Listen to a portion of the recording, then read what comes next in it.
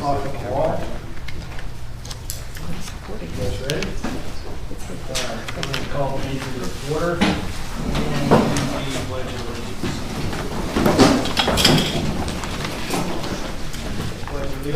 To the flag of the United States of America and to the republic for which it stands, one nation under God, indivisible, with liberty and justice for all.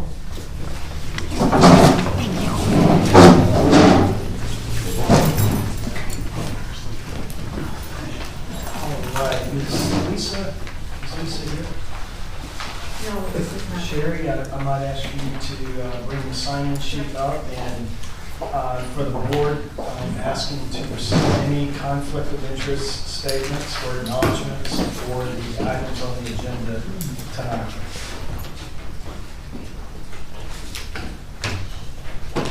Don't have any? Nobody? All right.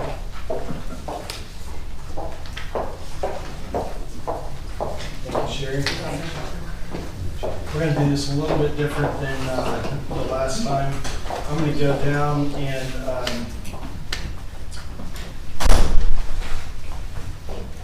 well, it looks like everybody wants to speak, so I'm going to call you by name. Marcia Renzel. Nope. Okay. Martha Sprout. Where do you want me to speak from? The pulpit.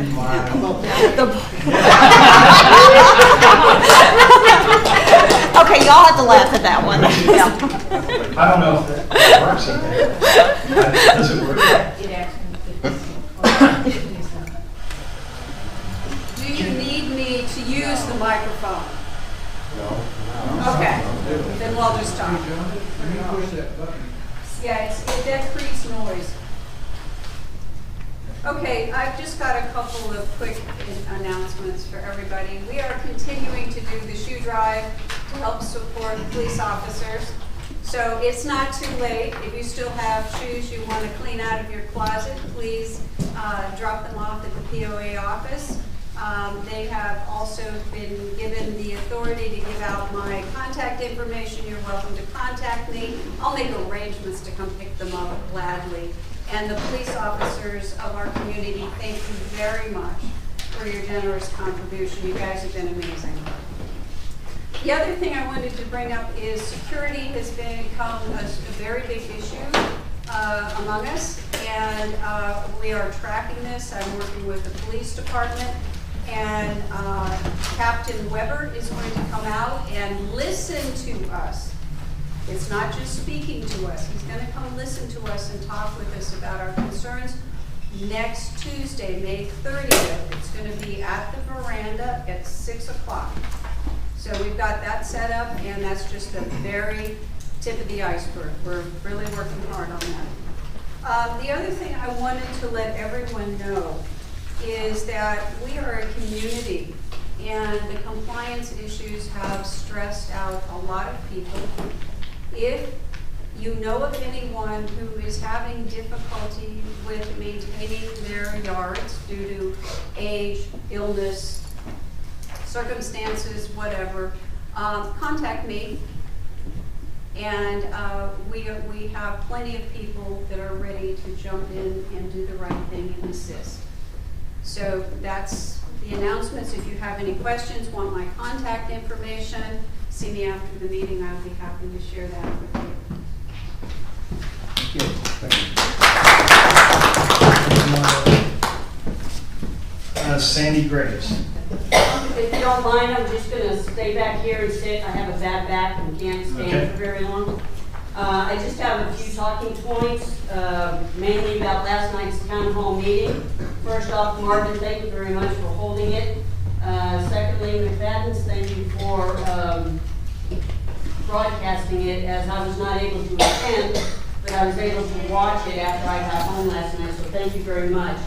And it's really too bad that not all of the board members were able to attend, so thank you to Ms. Hess and Mr.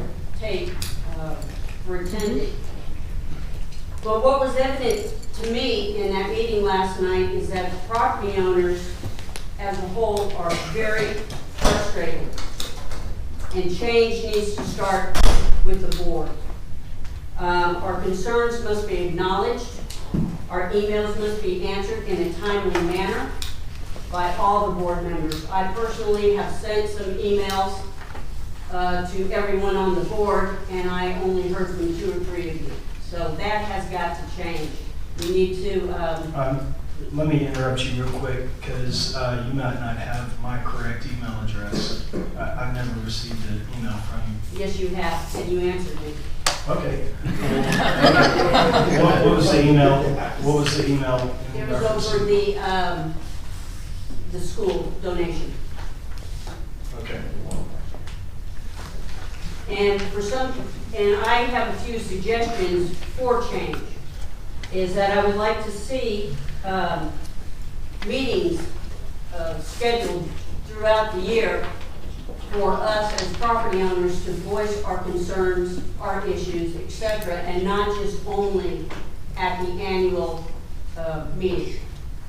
Secondly, I've heard the word respect thrown around many times from the board and from property owners. And that is a two-way street. In order to get respect, you have to give respect. And Mr. Tate, at last month's board meeting, you made the comment that not everybody deserves respect. That is just wrong. Again, to get respect, you need to give respect.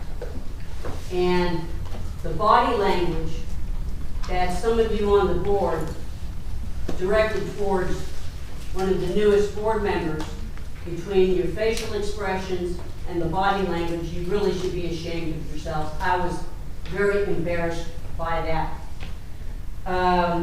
Also, as owners, we have a right to know what contracts you all are engaging into.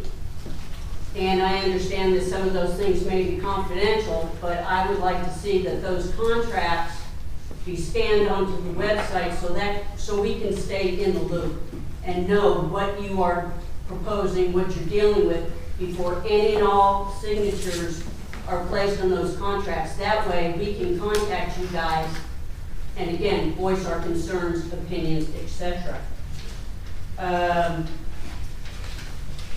Ms. Graves, you have about 30 seconds left. Okay, lastly, this island is growing, and along with growth comes growing pains, which it results in change. And the board needs to be able to grow with that change and listen to us with open minds. And if you can't do that, then you need to step down and let somebody else who can do that have their time to represent us. You guys had your place in the sun and you've had your 15 minutes of fame. All right, is that all you have? That's it. All right, thank you. Did you have a comment? I do not. Oh, okay. I thought I heard you saying something. Danny Graves? No, I believe it's been said. All right, thank you, Danny. Sheila Allen? Yes, I posted a letter on Nextdoor. I was hoping for resolution. Stop the argument. We're all islanders. We all love the island. We choose to live here. We should be doing a better job of getting along. I'm disappointed, I really am in that. I posted this on Nextdoor and I got very interesting results. I posted, if the board has so little respect and concern for the members they were elected to represent, they should be removed. That's just simple. If the members are stuck on unreasonable methods of resolving the island problems and they don't want to file a lawsuit, they should move. Very simple, two simple solutions. I see nothing coming up in between. I said there were two factions at war and I see no bending toward middle ground. For the board members, they may be risking removal, especially in regard to prior decisions or a dissection of the POA subdivision by subdivision. For the complainants, you moved here to enjoy this beautiful island and to live peacefully with all in the enjoyment of your property. You may be risking years of angst and fighting with no resolution or having to pony up some money unnecessarily for legal fees. Is there no middle ground? I ask again. This island has some of the smartest people. Travis, I don't appreciate you sneering. I'm sorry, but He wasn't sneering. He and I made eye contact. Just I'm sorry. well, it needs resolution. It needs some type of resolution of the issues. Nobody's all right, nobody's all wrong. There are issues that have to be resolved. And I don't think we should have everybody just dug into the sand and unwilling to move. All of us have to move to some extent. We live together. We do have to listen to the concerns of our neighbor. Heather posted some issues regarding RVs that are blocking her view.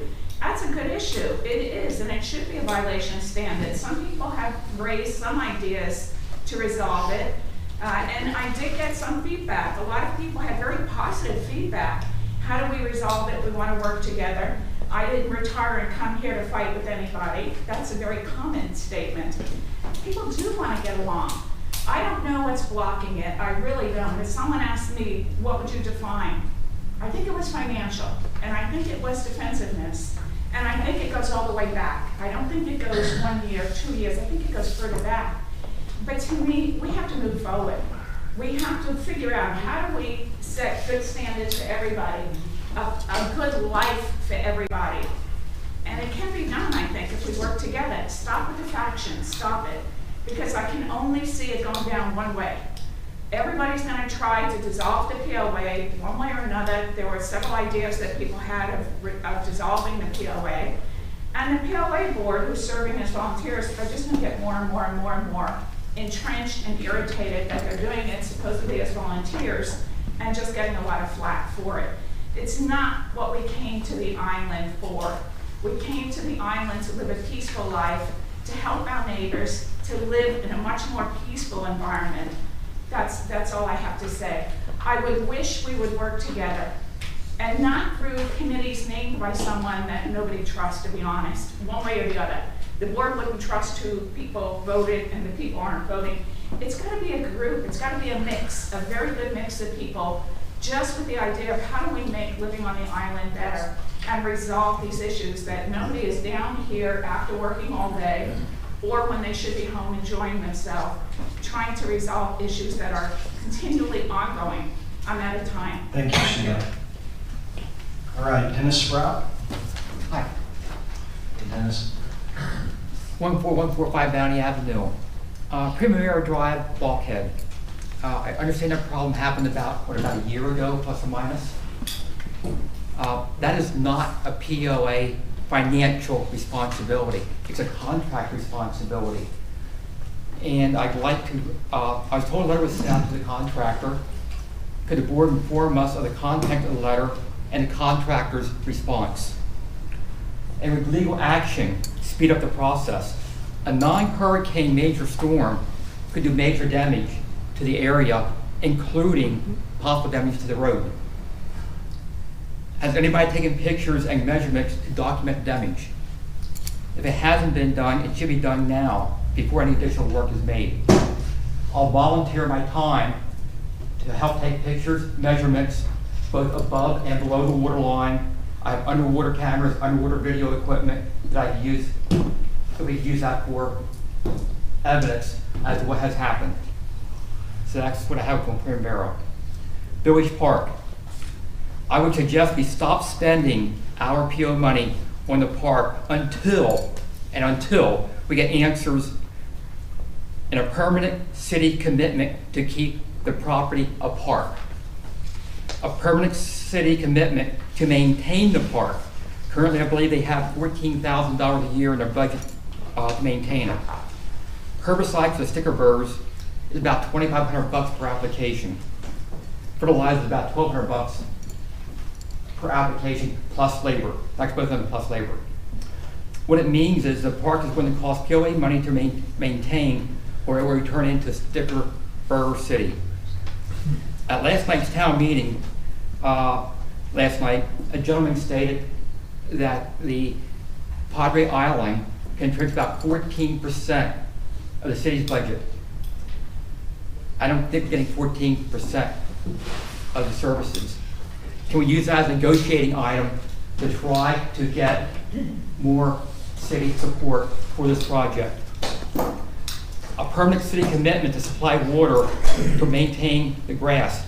According to a rule of thumb, it takes about 0.63 gallons of water. You have about 30 seconds. Okay. That's about how much I'd like. According to a rule of thumb, it takes about 0.63 gallons of water per square foot about once a week for average weather. Do we have average weather? I have no idea. That comes out to about 250,000 gallons of water per watering, 1 million gallons per month. Ask and listen to PO members for suggestions about the park and put the suggestions on a website for a vote of the members. Maybe reduce this, the size. What we have right now is a very large project, and it's a lot of money. Thank you. Thank you. Brent Hess. I guess I'll stay back here if everybody can hear me. I'm Brent Hess, 15846 Punta Espada Loop, and in full disclosure, my wife Leslie is on board. These are my personal thoughts. Our POA bylaws, section 2.06, partially says the following. The board shall have the power to make rules for their own government and for the government of the association as it may deem necessary, and to alter and amend the same, to prescribe and enforce penalties for violations of the rules and bylaws of the association. That's part of 2.06, the bylaws. The board made rules and guidelines for compliance. Compliance is a single process. It includes both homeowners and builders. The compliance process should not be looked at as two separate processes or procedures. It's one. The only difference at this point is that a builder is required to post a deposit. There's a set of standards builders must follow. These are, there's a fine system in place, and fines are levied against the deposit that we hold, or the POA holds in escrow. Once the builder has conveyed the home over to the owner and the property is occupied, the owner is then responsible for a set of standards homeowners must follow. There's a fine system in place, and fines are being levied. It's the same thing. The only difference is we're getting a deposit from the builders. So it's one process. I just want to make sure that I get that point across. What's the difference? We either have a compliance program or we don't have a compliance program. You can't split the two. There aren't two, it's one. Okay, that's my personal thought. Secondly, I wanted to personally relay my outrage at this point at how much the POA money has been wasted by a portion of our community over the past several months due to two different things. One of them, postage and expenses related to multiple contested and reheld elections. I calculated that each one cost the POA about $6,000 in total expenses. Money that could have been used on common good of the entire association, boat ramps, upkeep of common areas, bulkheads, community-related activities that result in positive outcomes for us all. Specifically, it was publicly announced by a member of a group at one of the annual meetings that they purposely voted for only one of two open positions and encouraged others to do the same in order to cause another runoff. You have about 30 seconds. Okay. Second, legal fees are currently 82% of the budgeted amount for 2017 through the end of April. At this rate, it's going to be about 252.4% over budget at year end. This is due to the numerous letters to the board has received that in effect threaten legal action. The POA at that point has no choice but to hand it over to the attorney for response in order to protect each member of our community. That's getting expensive and, in my opinion, ridiculous. Why throw out the nuclear bomb first? Can we not talk about it before legal action gets threatened? Thank you. Thank you, Brent. Scott McFarland. I want to talk about the compliance program. I think it's a waste of our resources, a waste of our money, and all I see around the neighborhood is it's getting elderly residents upset, complaining about fronds on palm trees, bushes, weeds. I got a letter myself, and my yard's one of the best kept yards out here. Anyway, so I'm going to complain about that a little bit, then I'm going to offer a solution. Let me give you another example. A person brings a trailer behind a truck and parks it in the cul-de-sac, and the chauffeur unhooks the trailer and drives off. Well, you can't leave an unattended trailer on our parking areas. It's not allowed. So you call POA, POA comes out, slaps a little sticker on it, must move this trailer in 24 hours. What happens? Nothing. You call the city and get them to come out. They'll come out and put the same sticker on the trailer, 24 hours. The only difference is, 25 hours, a tow truck shows up. The city hauls it away. Because the city has the horsepower to enforce all the laws, which our POA doesn't have that kind of horsepower. Contractors building here on the island leave their construction site in an absolute shambles. Nails in the street, lumber all over the place, insulation blowing around. The POA sends them a letter. What happens? They throw it. Right. We send them, we get them a fine, 50 bucks. What do they do with that? They toss it. Nothing happens.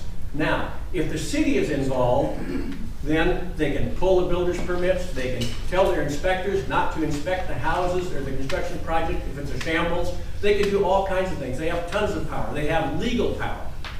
We don't have that. I think our compliance program should be totally scrapped. Now, I'm going to offer a solution. How do we fix this problem? We need to get together as a group, and we need to come down on the city of Corpus Christi like a ton of bricks. We need to have somebody that's paid. I would think it should be our executive director, although I don't think this is a good rule for Maybeth.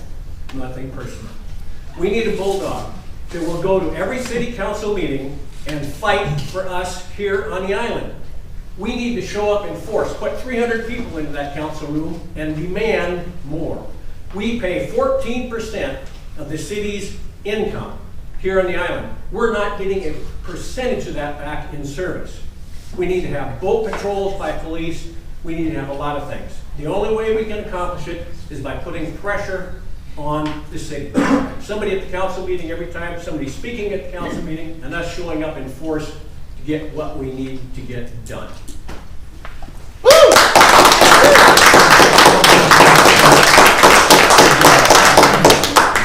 It's 72 hours with the sticker that we put on. Well, okay, but they Thank you. Thank you all. All right, Ron Jeffers. I respectfully yield my time to Mrs. Jeffers, should she need it. Michelle Jeffers. No comment. And she had a list. She had a list. All right, John Minners. Heather Cooley. I think it is divine intervention that Brent, you made the comments that you made, and Scott, you made the comments that you made about some of the issues we've seen with the compliance program specific to builders. And actually, there's some handouts for y'all too. There's one packet, you gotta pass it around. And I actually brought one for y'all, flip through this. Earlier this week, I got labeled as a complainer because for the last couple of months, I have been emailing the POA with photographs of a construction site up the street from me. Everything from the nails in the street to actually on multiple occasions I've had a river of sand and debris coming down the street because the gutters are filled. In response to that, like I said, I got labeled basically as a complainer. We got told that we have a process in place to deal with this compliance issue, right? That we are driving by once a week and taking pictures of the site. Are we giving a $50 fine? Is it a $5 fine? For 2 months, that's 2 months worth of photos of one home that's under construction. And how many homes do we have under construction right now on the island? 30? 93. I'm sorry? 93. 93. So we have 93 homes with a river of sand and other construction debris that's just blowing into the canals because we go by and we take pictures. And when you report it, I get told I'm a complainer. Well, I've been labeled a lot of things. A complainer is actually one of the nicest things, I think. So here is a suggestion. Because our current procedure, our current policy is not working. It is not tough enough. If we're fining our homeowners because they've got brown palm fronds, and yet we have got irresponsible and inconsiderate builders who are ultimately trashing our canals. Not acceptable. So we get together and we really think of the right thing to do. We have been talking about how we enforce for years. I can read the board meeting minutes. It's not stringent enough. It's said differently, it's not working. So, I want everybody to see what my complaining is all about. Take a look at the pictures and let me know if it's legitimate or not. And I would actually expect feedback from everybody else. I'm gonna keep up with you. Yeah. Have time left, so I'm sorry to interrupt you. No. Who labeled you as a complainer? Maybeth. As she said you were a complainant. She said In your Heather is the email. only one complaining. Yes, But- do you but want me to she- bring that? That is calling me a complainer. But you That's did the wrong complain one. about I this, I don't right? call you a complainer. You're complaining about this, right? Yeah, that's today's pictures. I mean, what Wait, if? wait, wait, I'll show you today's pictures that were taken at 4:30. No, hold on. Yeah, But you're complaining about this job site, right? I've been complaining about this job site for 2 months. So, okay, I 2 months worth. Maybeth, I want to know, and is this one specific job site? One. Okay. On this specific job site, has there been action taken on this contract?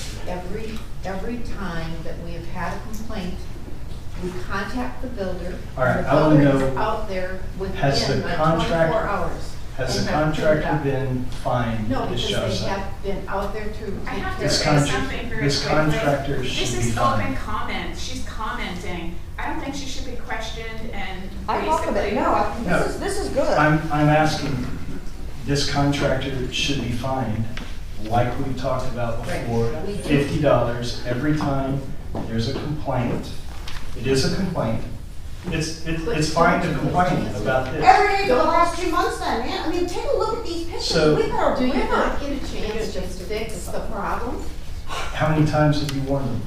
We, well. No, the answer is no. Okay. After the first time, because what we talked about, and Brent talked about this, we have one system.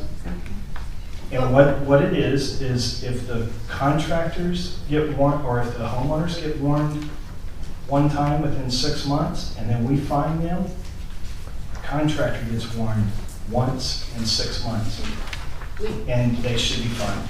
And their $500 deposit should be dwindled down to zero. And That's that's the fine. only way- We have always, what we have done with the homeowners is we will work with the homeowner to resolve their issues. We've done the same thing We with haven't- builders. so- We resolve it. Well, we have a policy, right? That we work with the builder. What's If our they're- policy? If Marvin, they say, you're the committee chairman. What is our policy for fining? Everybody gets treated the same. Everybody's the same, yeah. so And you if there's a complaint or a blue letter that is sent out, Let's just, I don't know that it's in the and manual. we still have about a minute, so. Oh, I don't think I'm already We're not taking your. What I find interesting about this conversation is that you want enforcement on the builders. I want enforcement on everything. Don't put, I'm all for standards. Really? Yes!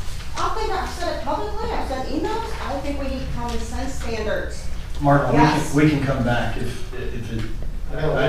Yeah, we can come back, but I'm pretty sure that we've talked about it multiple times, that if there's a compliance issue and you get a warning letter, that we no longer have to notify within 6 months for the same violation. Yeah, we have to send them a notice every time of the violation. We don't have to send them a certified mail letter that gives them an opportunity to have a hearing with the board. That's the only difference, is it doesn't have to go by certified mail with the opportunity to have a board hearing. We still have to send a notice for every violation. But But, we'll go through this again. okay. All right, I'm going to throw a hypothetical out there. There's a lot, and it has 3-foot tall grass. We send a letter, a blue letter, that says your grass is 3 feet tall, which is 2 feet over the maximum of 12. What happens from that point forward, John? Well, at that point, we normally give them a reasonable time. I think it's a week or 10 days to mow, and if they haven't done that, We send them a then letter. it's a fine, right? Yep. And you can fine people for violating the rules. There's no question about that. We generally give them a warning up front to correct it. And on the repeat offenders, they can be fined each time you observe the violation. Yes, so in this hypothetical case, the owner has 3 foot tall grass. It's a violation. We send them a letter certifying, and we tell them it needs to be mowed and kept below 12 inches. Right. In 6 weeks, their grass is back up to 3 feet tall. Do we have the authority to fine that violation? Yes, we do. Okay, so it's the same for a builder. If we have told them to pick up their lot, the next time, we don't continue to warn over a 3-month period. Just don't do it. We have Or they don't change. Let's let the city enforce it. They've got horsepower. So they don't. Yeah, they don't. So, The city isn't. all right, so Martin, could you look at policy up, make sure that we're I very got it right clear? here. It's a non-refundable fee of $50 for single and multiple family and 30 for fences, docks, etc.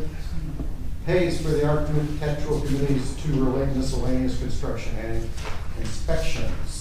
If during the construction cycle, the compliance inspector determines that the site needs to be cleaned, he will notify the contractor by telephone or personal visit, and will send a postcard to the contractor's office informing the contractor the lot must be cleaned within 3 days.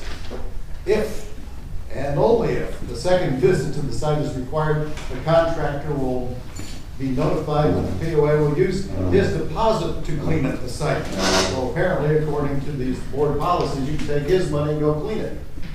If the cost exceeds $350, the contractor will be notified that he owes the POA an additional deposit. There you go. Spend his money. All right, no. Can I just, Brad, I'm gonna take my minute. You have 1 minute. 1 minute. Go. 2 months of this. Do y'all see what, I mean, it's disgusting. And then multiply that by 90. Do you really think a $35 fee to the builder is going to do, or whatever amount the fee is? That's for the architectural committee to build the plans. We're paying our people. There's a $500 deposit. Is that, well, there's probably $500 worth of damage right here when all of this rent now, at least 3 occasions has drained into the canals. Because remember, we have to pay to dredge the canals and clean all that. All of this, earlier this week, went into the canals. I had a river of debris going down our streets. Watched it go right into the gutters. Multiply that by 90. Maybach confirms me in an email, y'all driving around these sites on a weekly basis and you take pictures? We take pictures to document what's going on.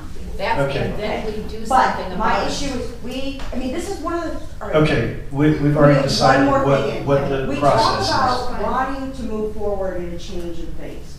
Something like this is how we can come together as a community and agree. It is not acceptable to have sites looking like this. We just agreed. Well, right, but this is where we need the board to come in and say, yeah, we need to give them a strong arm. Okay, we just said that. Or I said it. Did you guys not? No, you said it, but Fred, Did you guys not? you have been saying it, but for 2 months, just on this one site, I've been complaining. Okay, so we have, all right, Well, thank you. by the way, this is how it looks as of right now. Thank you all. Also, maybe if there was a couple other things on this, we'll continue with the public comment here, but there's a TCQ violation here, and the city should know about it, and the city stormwater department should know about this. In writing, please. Yes. All right. Could I ask a question while we're on this topic, or do you want to move on to more comments and say, do we have a tracking system? Yes, you can. So, when a complaint comes in that the street's full of sand and debris from the builder, okay, fine. We send a notice to the builder. Do we have any sort of tracking mechanism or checklist to look and see what happens next, and next? Yes. We do. Oh, great. Great. Who fills it in? Okay, so, you good? I'm good. All right. I can't, is it, help me out here. Paul Buggy? Buggy? Nothing. Okay. Okay, Bugay. Sorry. All right, Tommy Howard? I'm gonna say dismiss. All right. And Leslie? I just thought it was a sign-in sheet. Oh, okay. Bob Algio? Bob, you here?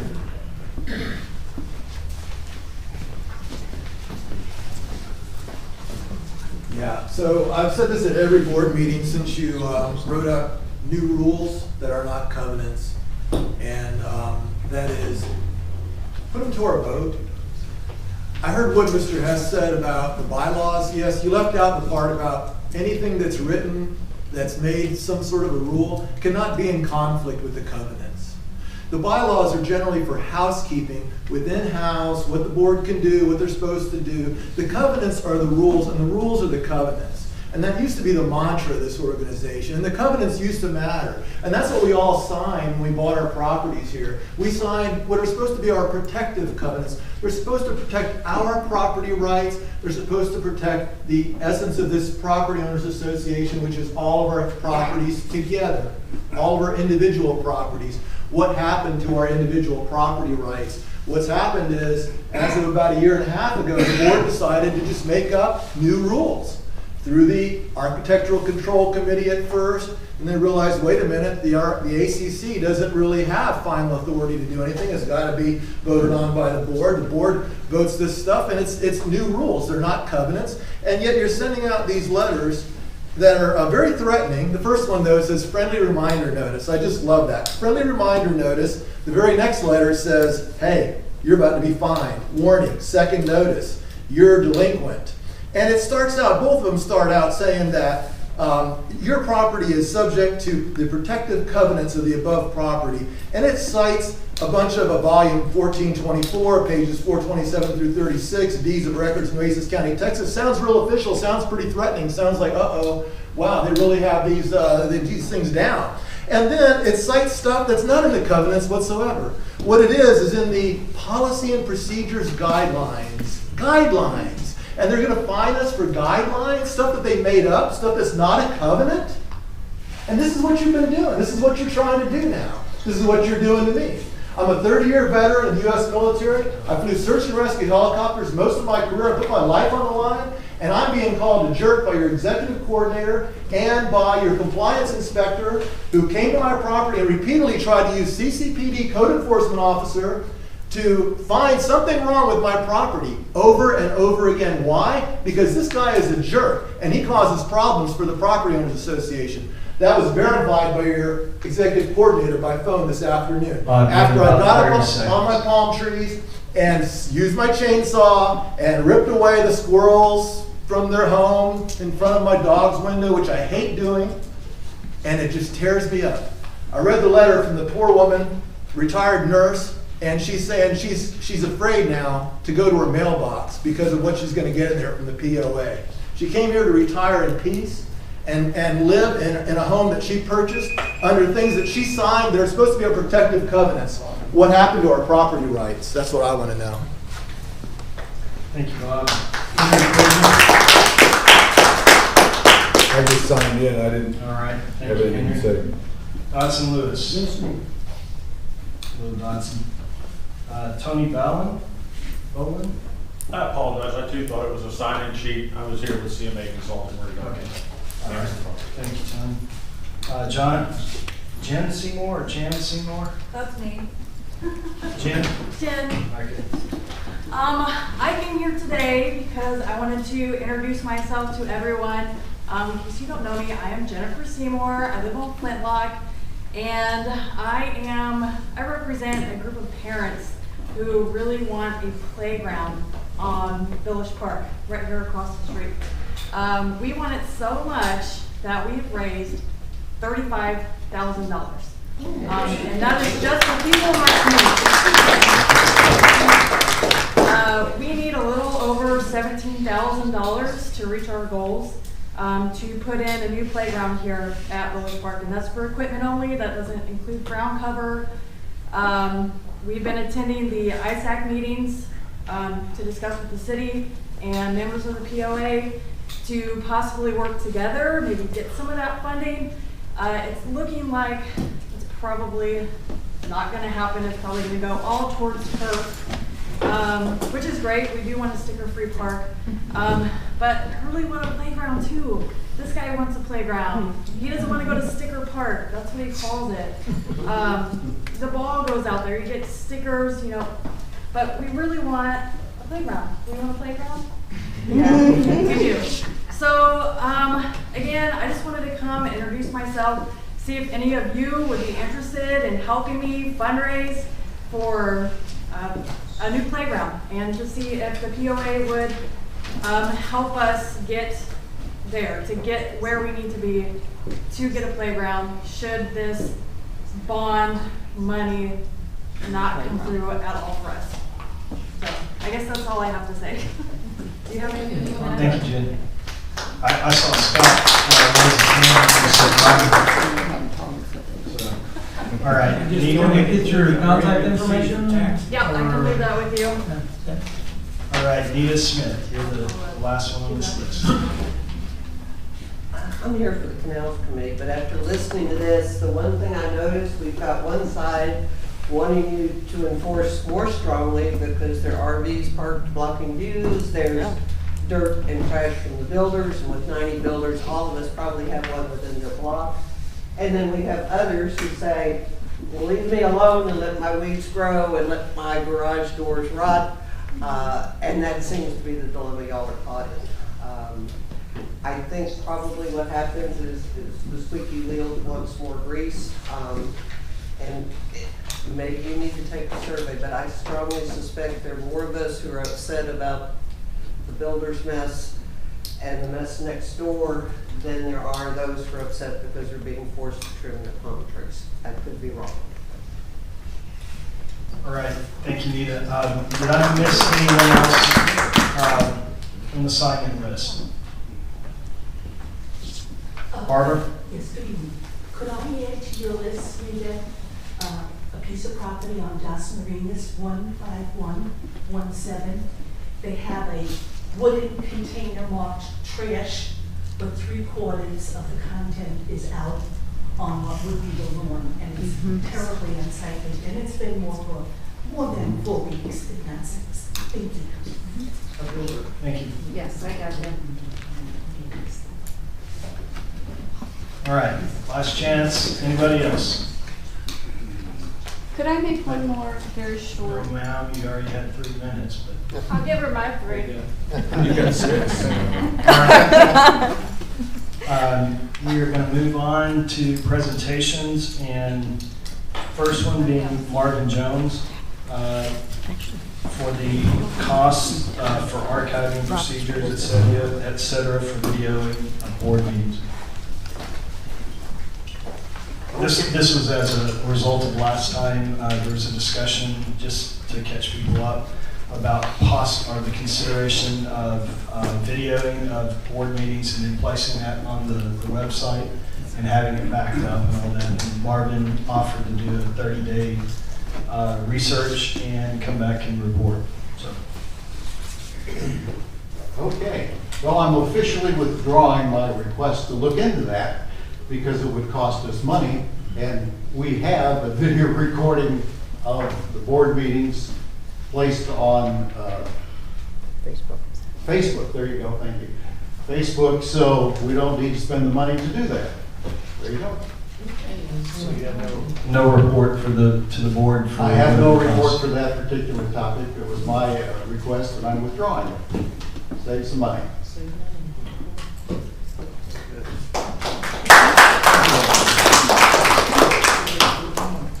Saving money. We can revisit this should the recording in the Facebook not happen in the future. You had your shot. We just asked for the cost and the policies and procedures. So are you withdrawing your request and not doing the report, or what do you want to do? I'm withdrawing my request at this time. Okay. All right. We'll move on to receive a report from William Goldston. First off, on the Padre Island Property Owners Association Hurricane Recovery and Debris Cleanup. And then we'll move into the Billish Park design status. And then we will receive a presentation from Hanson Engineering, status of bulkhead inspection. Are you giving all three of those? No. Okay. Are you giving the first two? Yes. Okay, the first two. Okay. When I left my house to come over here, I didn't think I was going to have anything to report on the recovery efforts, but at the last meeting, Marvin provided the names of 3 entities for me to speak with to see if we could find more consultants to provide assistance to us. And I did speak with the insurance company. That they can help us with some things, but they certainly don't deal with FEMA. They don't have any expertise with FEMA and all. So the first phase of this, they would not be interested in. I had a call from Mr. Sanchez, who's the Harris County Emergency Management Director, as I was driving over here. And I've called him, and I've called another lady several times. I'm going to send him my email address. He's going to send me a couple of names. He's going to make a call to see whether there's anybody interested in helping us do this. I have not been able to find anybody other than Mr. Rodriguez. And that's been since the last meeting, Yes. or I believe our meeting was May 3rd for the committee. The committee meeting. Okay, so no activities. No problem. Okay. Any questions on that topic from anyone? Could I just say that I did have an exchange with Ellen Borden today, our insurance guy. For $500,000, we can get $5 million of insurance with a $100,000 deductible. I asked him if we went with a higher deductible and could we increase that amount, the insurance to, maybe 20 to 30 million. And he was going to run that by the underwriters. But right now, for $5 million, it would cost us $500,000 a year, and the deductible is $100,000. So we would pay $100,000. So we'd get what, $4,900,000 is what our end result. But it's $500,000. Which, initially he said that the price was down. Well, that's not down, because at the last time, 2 years ago when I checked, it was $250,000 for $5 million. So, Carter, did you have something? It's just an interesting concept. It's an interesting concept to maybe combine the risk. And sometimes we've been told, or I've been told on a number of occasions that the product is just not available. That's to say, insurance on the bulkhead.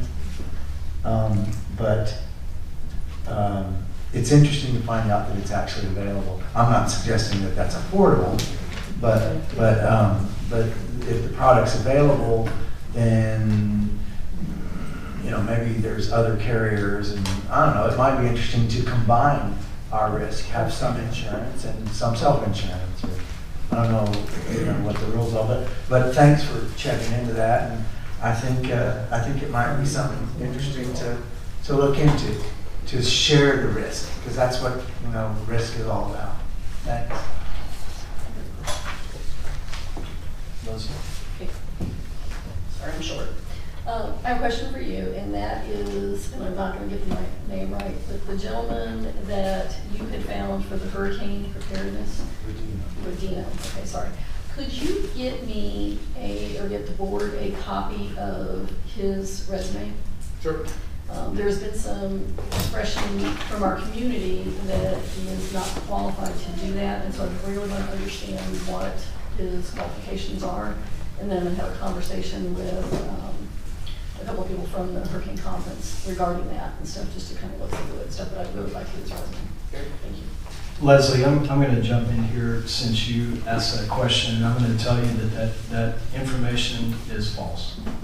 the information on Tom Rodino that's been passed out by folks is absolutely false. Him having, I heard on the meeting last night that he had no experience in that area, and that's absolutely false. Isn't there a good portion of his resume in his packet? So, yeah.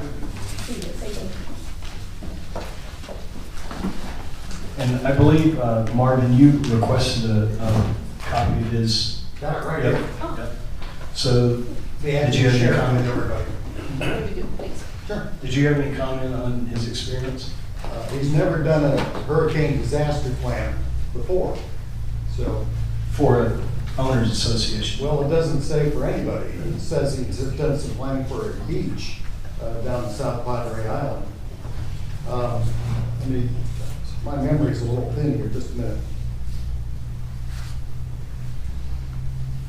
I think you got their resume a few weeks ago from William, right? Yeah, William sent it to me, asked you for it. But I'll be just happy to share it with you. Yeah. I wouldn't rule the man out because it's very difficult to find people to do this. My question is, do we need him at all? Sorry, I thought you could hear. My question is, do we need Mr. Rodino at all to do this? Perhaps we might want to take some time and form a small committee to organize what scope we need a project manager to do. Obviously, there's a need to talk to FEMA about this kind of thing, or get somebody to do that, work with the city and so on. But I don't know that we have to pay that much money to get to the objective we're looking for. So I think we should be very careful about that, and everybody knows I'm cheap and don't like to spend the people's money. So I don't see a need to rush into this, although hurricane season is coming, but nonetheless, we haven't had a plan like this, of this size, 20 years ago apparently, so let's do it right the first time. Yeah. I can't remember the exact number, but I can get it, because I have the documents from the conference, but the average, people always think FEMA's gonna be able to come in and help with everything. The average FEMA reimbursement is $2,000 and change to each person who applies for FEMA. That's the average that FEMA put the number out there. So we have to understand that FEMA's not going to be a huge help for us. But I'll get you to the exact numbers that FEMA actually put out for us. Yeah. Well, FEMA, the POA's job is not to get FEMA to help resident owners of their houses. That's beyond the jurisdiction, I think, of the POA. But what money we can get out of them for bulkheads and canals is the issue. And the reason that we are not likely to do that is FEMA gives, I think it's $4.16 per person for that state.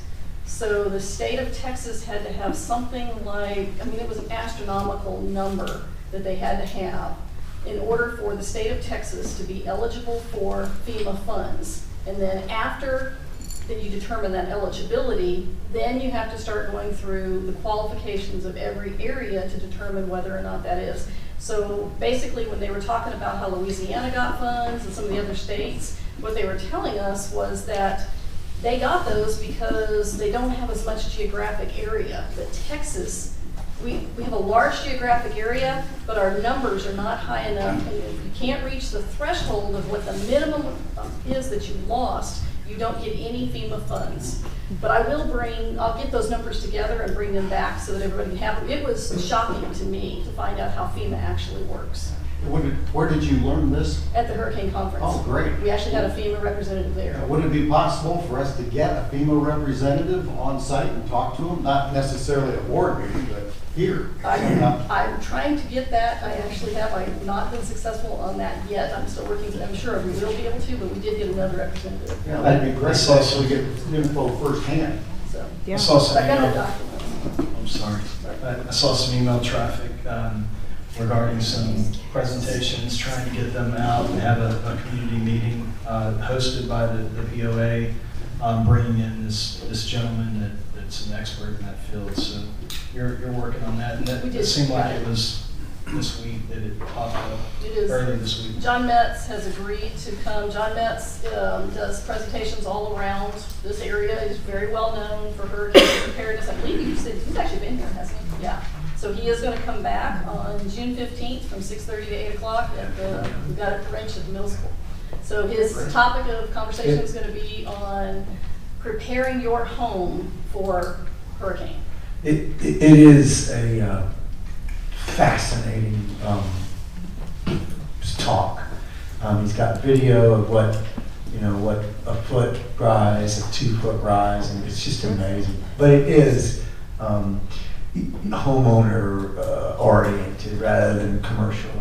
Looking at it. There seems to be a bunch of confusion, William, about why we need this evaluation. And of course, we've all talked about it a lot. But could you explain why we decided that we needed a professional to tell us what we need to know and dealing with this pre-positioning, and can you just generally go over so the people can understand why we're headed this direction? Sure. It's very complicated. Well, no, I think it's very simple. In the first part, the POA formed MMD a couple of years ago. And I think that there was some thought that was going to put the POA through the MMD in a position to collect recovery funds from FEMA. After that was put in place, nothing was done. In the MMD, it mentions bulkheads. It doesn't say anything about the canals. And the canals, I'm told, I'm not an expert on FEMA, I'm not an expert on the law, but I'm told the canals fall under a different, call it a law, rule, regulation, if FEMA will in fact honor cleanup of the canals. So we need somebody who is familiar with that type of rules and regulation, who can look at what our situation is, whether or not we're eligible for FEMA reimbursement, whether we need to go back to the legislature and update the MMD, and spend some time coordinating with the city and counties, doing some homework on how are we going to go about doing a cleanup here. You can't just pick the material up and take it somewhere and dump it and be reimbursed by FEMA. FEMA's got regulations on that. It has to be witnessed where it's picked up. It has to be witnessed where it's delivered. You're going to pick things up here by barge. You're not going to pick them up by truck.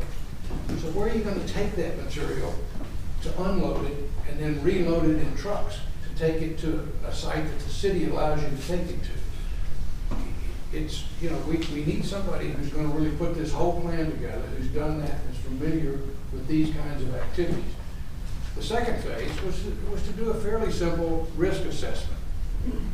And that's although that's a quantitative thing, it's largely qualitative as well, because nobody knows exactly what the storm conditions are going to be. But we need to have some sort of a guesstimate as to what's our exposure with the Cat 1 storm, the Cat 2, the Cat 3. We probably don't need to do it for a Cat 4 and a Cat 5.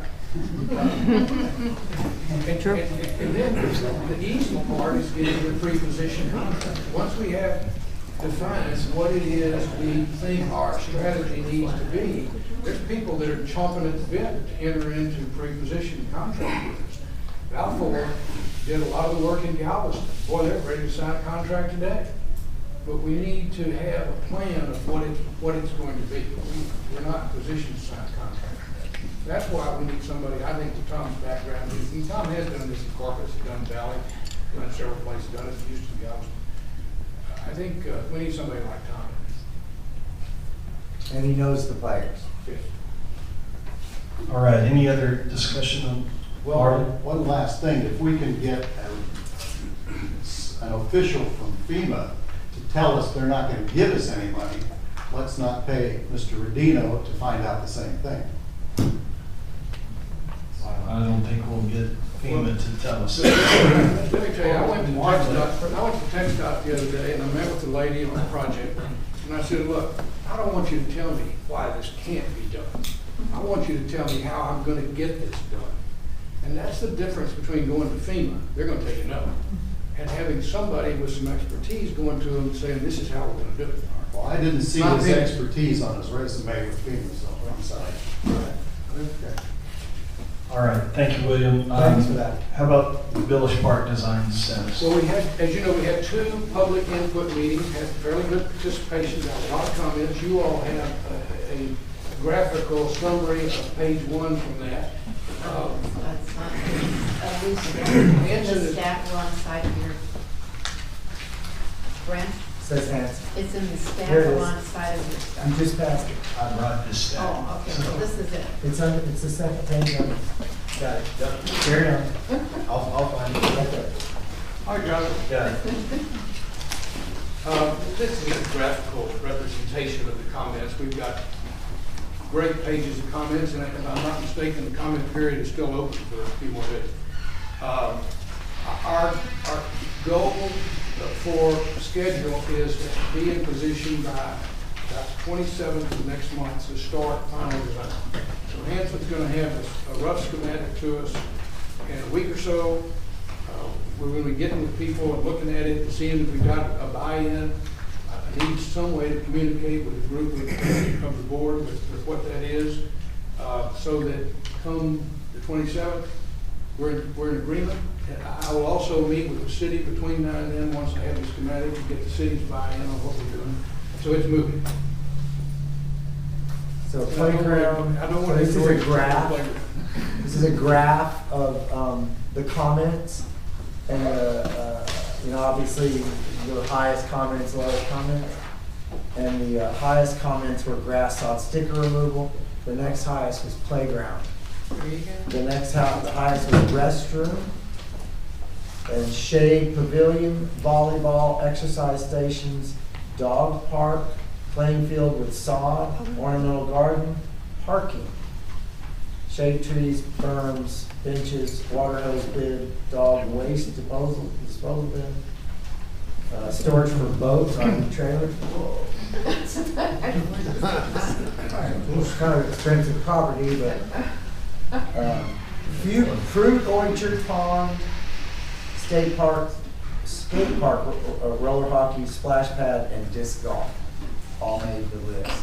How many people All right, are on that list? Any other How many people discussion or submitted? questions from the board? I would say we're still getting comments delivered to the office. It's on our website. They haven't told me 31st, so Okay. so another week. All right. Thank you, William. And Megadeth, do you want to do the, I know you got an update from Hanson Engineering on the status of the bulkhead inspection. I sent to you the document for the, that they provided, which was, covered the first area that they did. And the question was, is this what you are looking for? And I don't know if anybody has had the chance to review it. I think it is. One of the things I think they said in the 7,000 feet of bulkhead that they did, 600 feet of it, if I'm remembering right, needed repair. So in that Coquina Bay area, that was what was found to be still needing repair. And some of it is because when we were there, Warner was not interested in removing dock to allow us to be able to get on it. They had dock over the bulkhead. And we, after several attempts of trying to work with the homeowner, we moved on. And so some of what's there is stuff that, will take some work with homeowners. Sometimes after the house sells and we've got a new owner, the new owner calls and says, what do I need to do to get my bulkhead done? And then we tell them, and they get it done because they want it fixed. But anyway, if you like this report, if you're satisfied with the report, we will instruct them to continue on for the next sections. Do you have to do that tonight? Did everybody have a chance to look at what Maybeth's talking about? I didn't have one. I think it was sent in an email, and I don't have a copy here. Yeah, I didn't print it out for Jack tonight in the extra packet. So Marvin said he didn't have a copy. I didn't bring it. And I don't have a copy here either. So I think we got emails of it, and I think it would be good to get comments back to Maybeth, so you can consolidate those comments and give them back to Hanson. It is a critical part of the process here. That they're at they're seeking guidance to move forward. So I do think Maybeth, they're contracted to put a set of repair plans together, and in this report, it's a good report because it generally tells you by color coding which ones, quote, needed and which ones don't. I think the red ones are the ones that need it. Yeah. But in order to put a set of plans together, they're going to have to quantify that in more detail. And I think they said that in the report. Yeah. This is just their start, but when they put the plans together, they're going to have to actually tell how many linear feet of cracks, or about how many spalls and things like that. So generally, it looks like a pretty thorough report. It just probably needs to move forward in detail, in my opinion. All right, any more discussion on that before we move forward? All right. We're going to move on to item number 5, the consent agenda. Secretary's report. Daryl? It's you, right? No.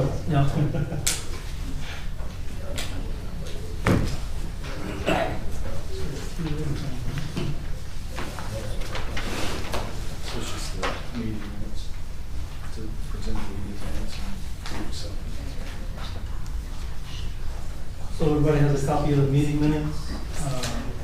Let's submit them for approval. Any comments or changes needed on the meeting minutes? Any comments? No comments? All right. The meeting minutes are approved. Approved. For the record. We'll move to item number 6, committee reports. And first up is Compliance Committee, Leslie Hess. And this was not in our packet. This was not, so I handed it to you tonight. So it's been handed out to you. You should have a copy. Does everybody have a copy of Leslie's report?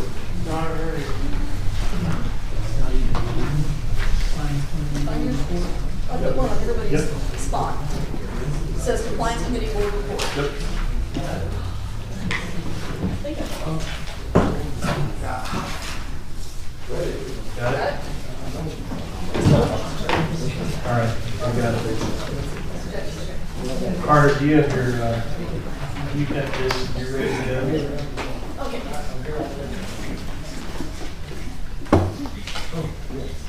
Okay. Got it now? No, I can't use the phone. Okay. So we've been a little busy this month. We have had 2 meetings, and which we do. We meet every other week. We had a presentation from the ACC regarding what their roles and responsibilities are, so we want to extend a thank you to Linda Charlo for coming and doing that for us and representing the ACC.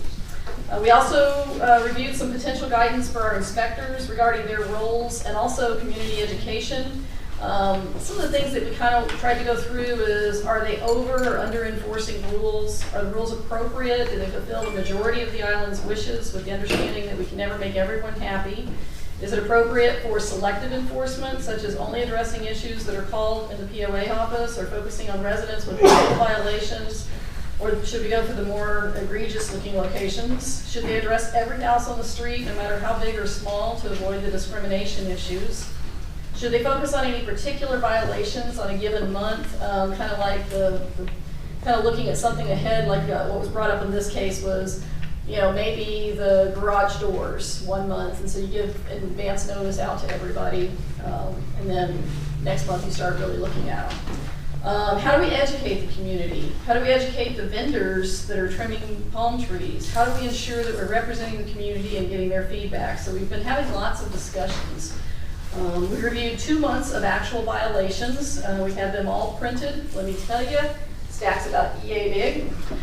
So we have not gotten through all of them yet, but the committee members are still going through, and one of our members actually volunteered to actually try to organize it a little bit better for us. So that's kind of our ongoing agenda item. Some of our discussions that we also included in there were things like what makes the community upset, looking at curbs and gutters, and are we achieving the goals as a community, and that's with respect to your comment about what's going in the canal and not going into the canal. What hurts property values and what really doesn't affect them that much. What are the rules for perpendicular versus parallel parking of RVs and other sports-related vehicles? And just as a side note, ACC, I have an action item. I'm supposed to find that answer. We've requested a single email address to be created if possible so that the community can send in to one email and it'll get dispersed out to all of our members. So our committee members, so that we all can get them all at once, so we're all receiving it at the same time, and you don't have to make sure you're getting everybody at the same time. So I know they're working on trying to get us those. And then we came first with our very first recommendations for the board. So the first recommendation to the board that we came up with. The committee's taken quite a bit of time learning the practices of the inspectors in their daily role of enforcement. We've also reviewed 2 months of actual violations. We've discussed the pros and cons of 1, the review of all homes on a given street, versus 2, selective enforcement of particular homes on a given street. It's our understanding that the inspectors began with selective enforcement, and then they were accused of discriminatory actions and therefore switched over to full enforcement on each street. However, this practice has resulted in individuals with minor violations receiving notices and has caused the adverse effects that we were attempting to achieve.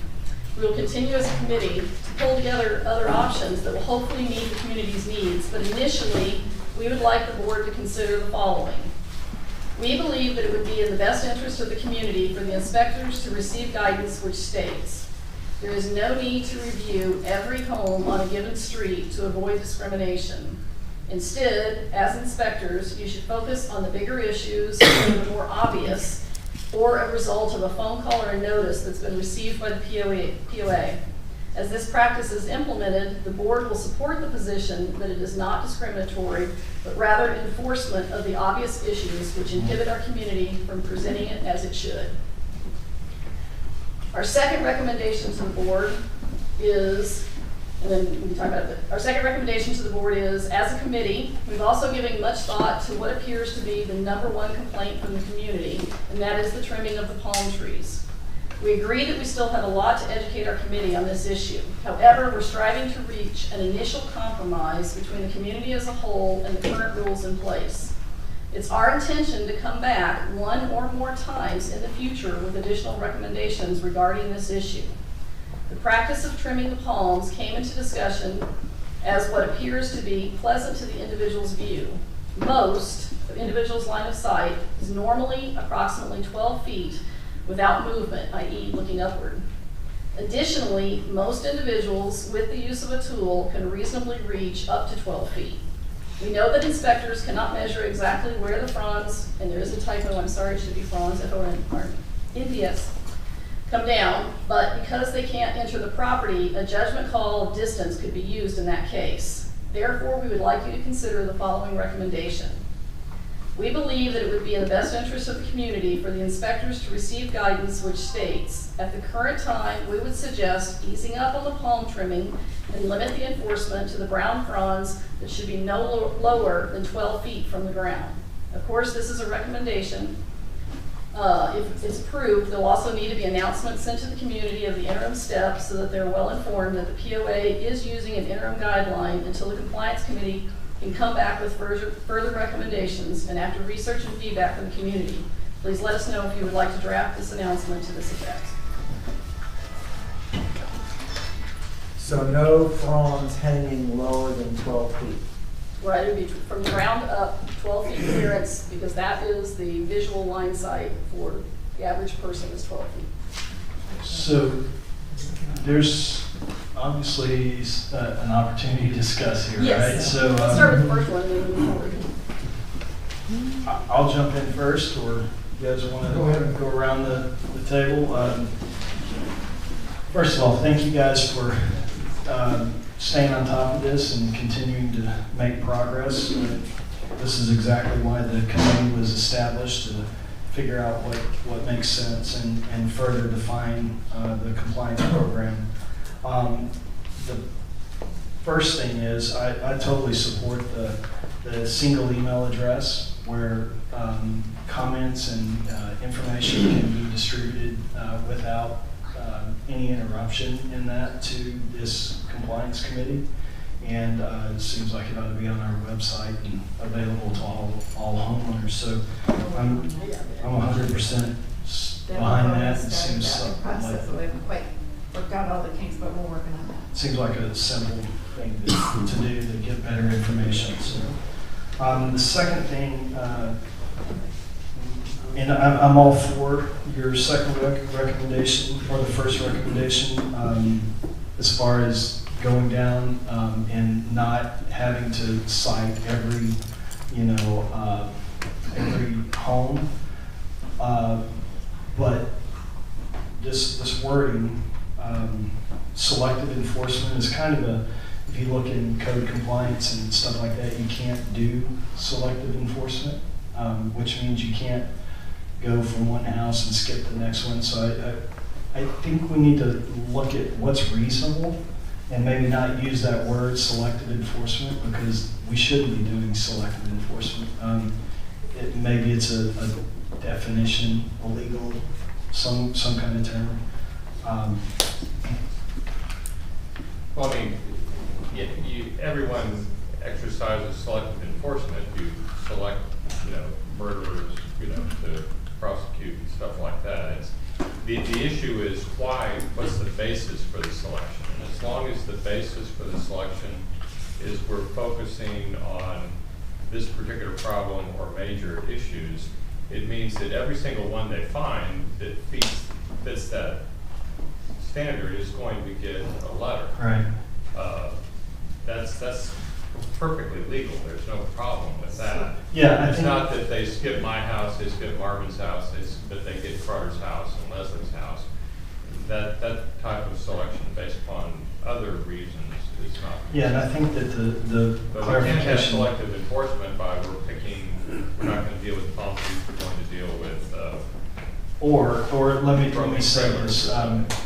Here, just an example. If this yard over here has 18 inches, the full yard is full of 18-inch high grass, and then the next house has whatever it is, 50% of the yard is 18-inch high, and then you go to one yard that has one little clump that's 18 inches high. I don't think all three of those homes should have 3 violations.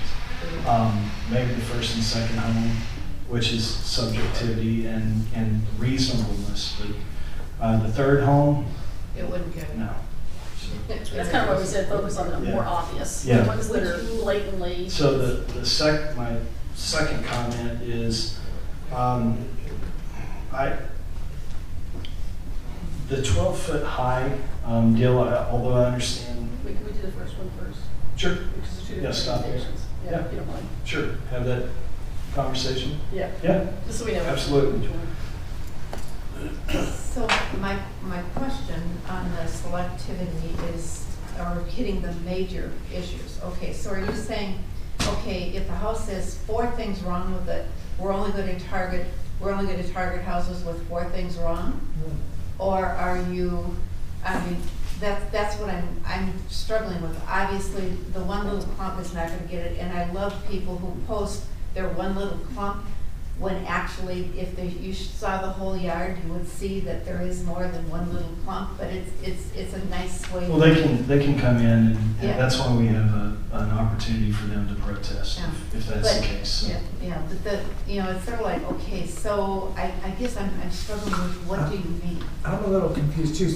So the current, or the process was if there was a violation on the street, then every house on the street would get inspected? Yeah, I mean, that's exactly what they do. If we get a complaint from somebody that says, my neighbor's house is a disaster and it needs help, it needs work, they will go out and look at that. But when they're on that street, they will look at all of the houses on the street, because if that house has the 18 inches of weeds, and the next house has half of their yard that has black plastic and whatever, they are going to cite that house. And what's typically happens, I will say, it's a very common thing, the person who has done the complaining usually has something wrong with their yard.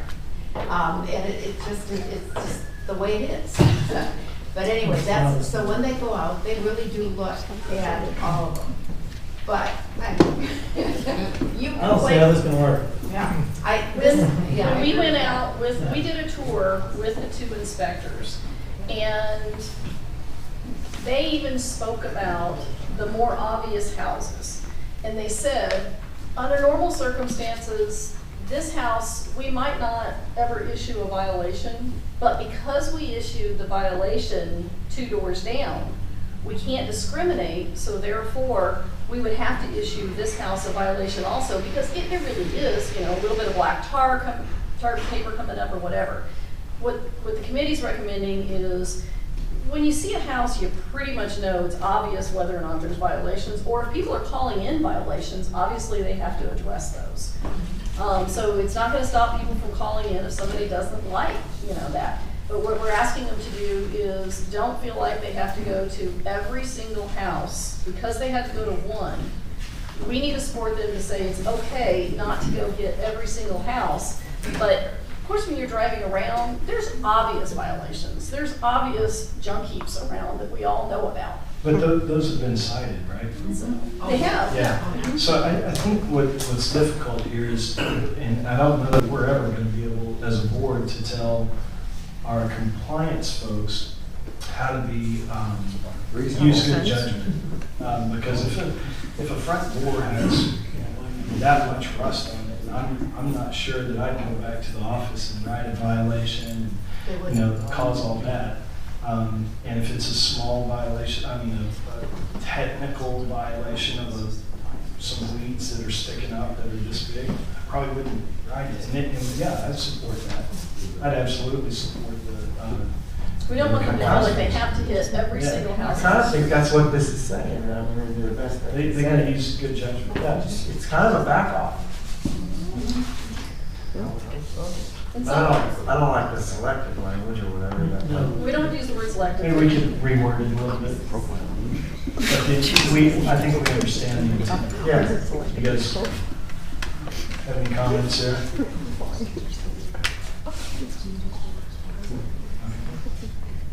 All right, so we'll move on to the second recommendation. We'll reword this and bring it back. Yep. Good thoughts. Second recommendation, I would, this one's a tough one because the whole intent of the tree trimming is to, one, keep things out of the canals and the drainage systems that we talked about earlier. So anything up 14 feet is still going to cause that issue. So we haven't really gotten rid of the, I understand the thought process, but you haven't gotten rid of the problem yet. And then the second thing, the challenge that I see is how do you get, if we're not entering properties, how do you get over there and measure it? And then if you get one that's 11 feet 6 inches, which we're bound to do,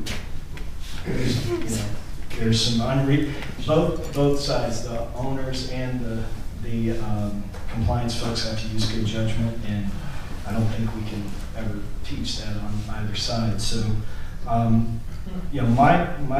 thoughts on the whole thing. Maybe there's something else to consider here, and I think I put it into an email that most everybody got, but I would be for, we talked about some reasonable timeframes, windows for trimming palm trees, which is healthier and safer for these palm trees in different seasons.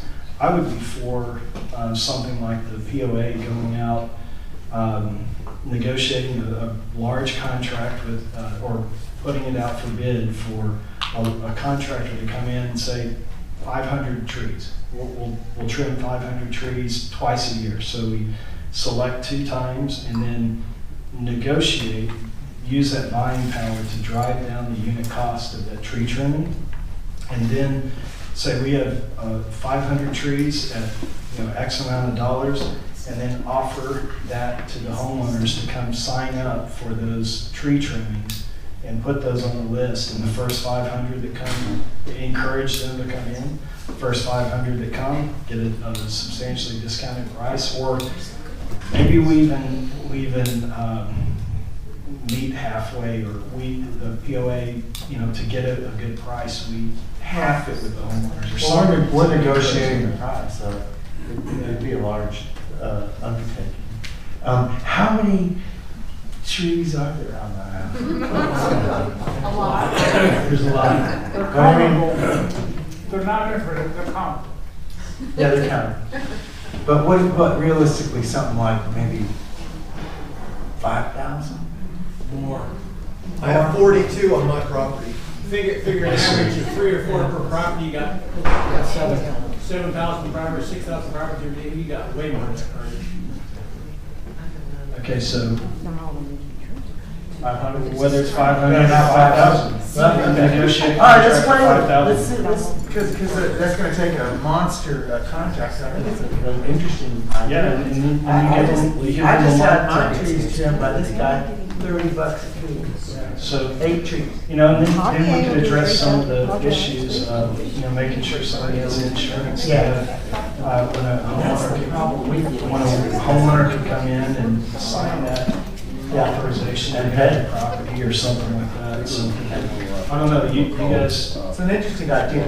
But on this 12-foot rule, aren't most palm trees like 40 and 50 feet high? Mine are. They're all over the place. I think there's a wide range. They will get to be that high, given enough time. I'm thinking on the other end, what about the 8-foot trees that have ground falls on? I'm not sure mine average over 12 feet, that can be 5 years. And it goes every way when you pick a number. Yeah, so maybe we should measure from the top down. We were looking for what we could do. We know what you're looking for. Keep looking at 12 feet. This is just discussion, I'm just throwing it out there.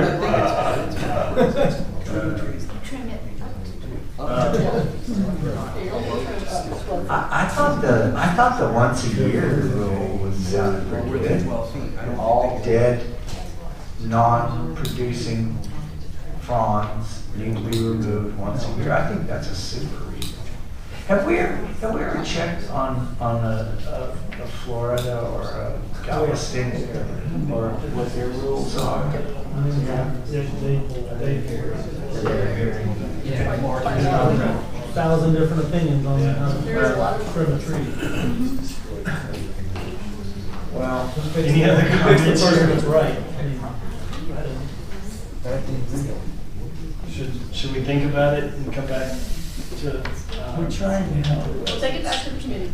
I would like to say, if, on the first one, if we took out the word selective, are y'all comfortable with not doing the everybody on the? I think they have to use good judgment. First rule. First rule. First rule. You're not? On the premise. I took a motion, I can do this, guys, it's my committee. Well, why don't we consider get back on the 12-foot issue? There are 2 different recommendations. We want to give them leadership now. So Leslie's asking if there's a motion to accept the first recommendation with the rewording. I will make a motion that we accept this leadership with the change, with the removal of that controversial word. I'll second it. All right, any discussion? All right, all in favor, say aye. Aye. Aye. All opposed, same sign. Opposed? Let the record show that Daryl Scanlon opposed, everybody else voted for. And if we could get that rewording just to, Oh, I'll definitely send it. yeah, just to make sure. Because it's the board that's gonna issue it to the, Yeah. to staff, not the. John, did you have something? Yeah, the recommendation is the bold part at the end. That doesn't Right, say it doesn't select have the word all. select. I don't think there's anything that needs to be reworded in the record. Yeah. It's just the bold part. So there's no need to review every home on a given street to avoid discrimination. Instead, as inspectors, you should focus on the bigger issues that are the more obvious or the result of a phone call or notice that has been received by the POA. As this practice is implemented, the board will support your position that this is not discriminatory, but rather enforcement of the obvious issues which will inhibit our community from presenting as it should. Yes. That was the motion. So it's the second location. Okay, and you're going to take the second one and kind of rethink that? Okay. All right. Thanks again. You guys are.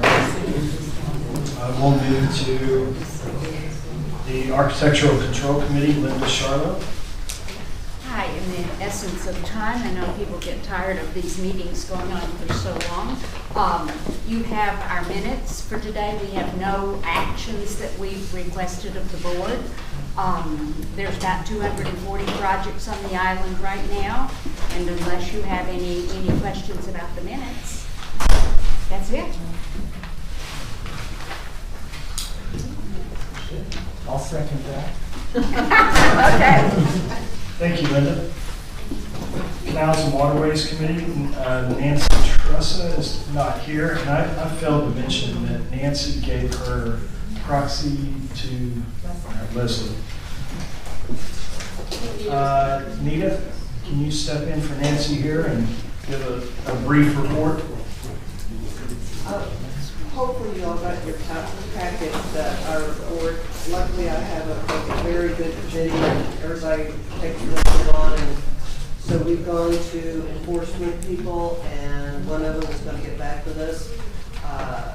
Texas Parks and Wildlife, they kind of hinted to Bill, who talked with them, that if we would give them a formal invitation to come in and do some enforcement of the no-wake zone, they'd be more than happy to do so, that they were a little reluctant to do so without it. And who was that? Texas Parks and Wildlife, Bill was the committee member talking with him, and he's going to try and get somebody to come to our next committee meeting, so then we can get it in writing or whatever we need to do to bring it to y'all. So this was hopefully sort of a pre-briefing to see if y'all had anything else you wanted us to do before the next meeting. Then Frank went and talked with, or emailed with a lot of other communities with canal systems and issues with wakes and bulkheads and so on, and got a lot of feedback there. We found out, and all of this is in the packet at the back, almost every other system that has any waterways to it has some sort of enforcement set up with their communities, either through Texas Parks and Wildlife, county, in some cases even city park officials do it, have a boat.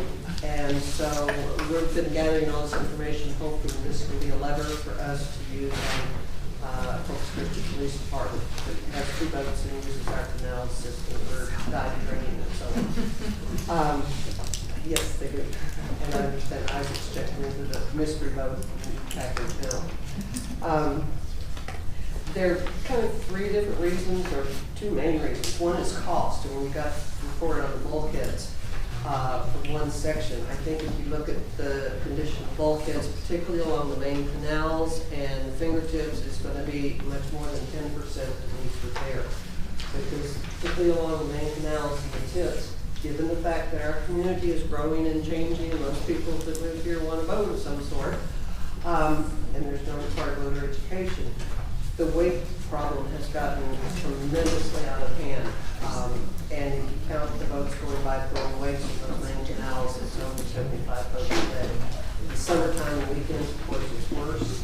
That does damage. It does damage to the screens, which results in washouts. It makes the salt water get to the cracks and bulkhead caps, which routes out rebar, and on and on and on. So actually, those people throwing weights are doing a great deal of damage to our financial reserves. And if you look at 10% destruction of canals or needing repairs, and we have 32 miles, that's 3.2 miles that needs repair, which works out to $1 million.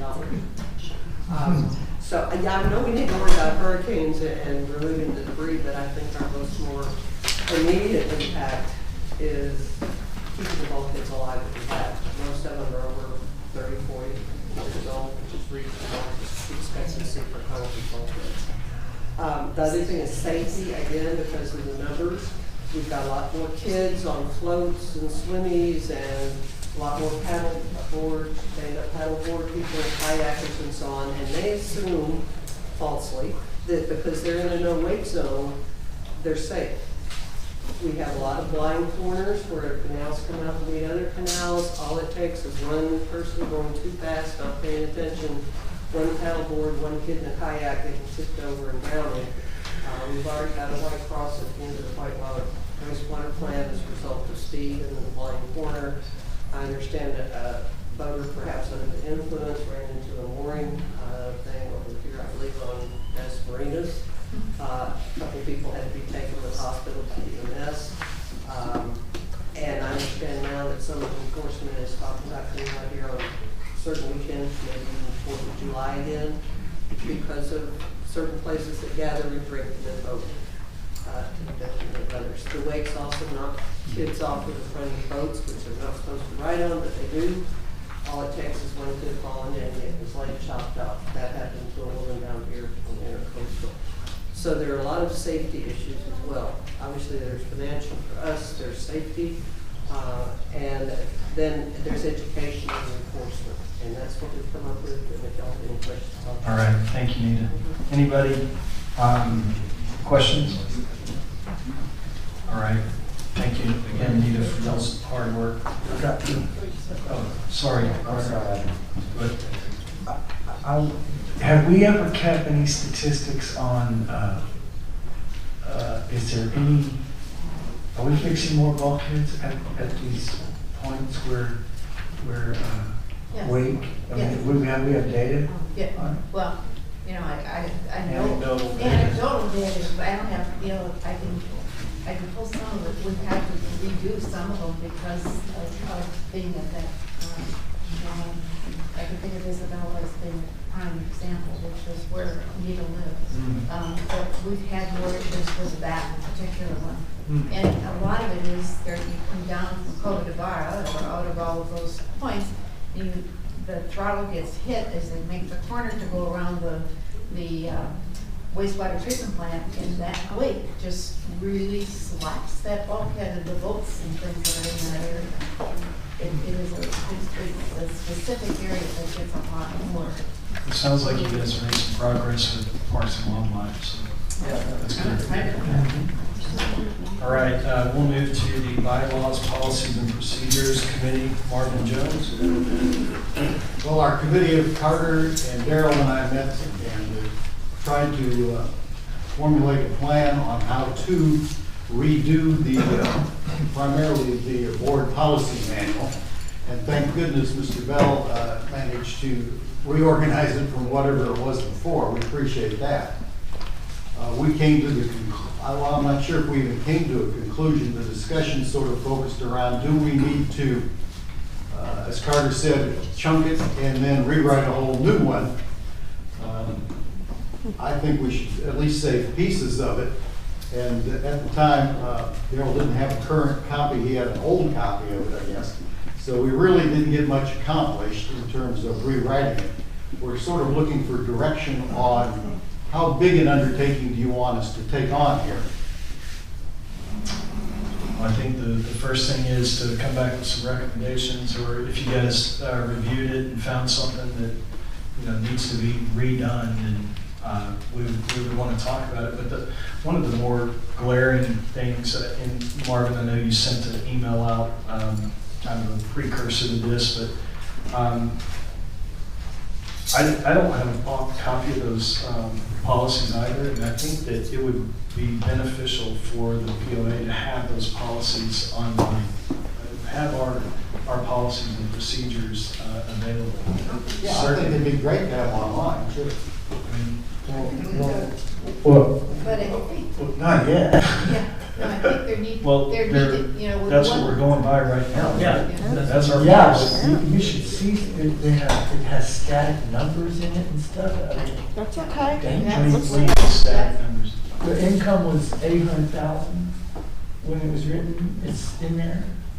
I mean, there's just some boo-boos in it, and I, you know, That's why we have our committee yeah, but chair. it is a monster undertaking. I mean, and it's not that you know me. I don't want to change anything, but I do want to organize it and So why don't we correct some of the words. Why don't we put the policies online and put a cover sheet on it that they're under review Right. as of 5/23/17, and we've got I don't know, come back with a timeline that says we're gonna have draft recommendations next month or something. Involved, I'd like to sit in on your committees because there are some things that I can tell you about that we could correct very easily. Because some of what you were reading earlier, that could be changed, and I don't know what happened to the change.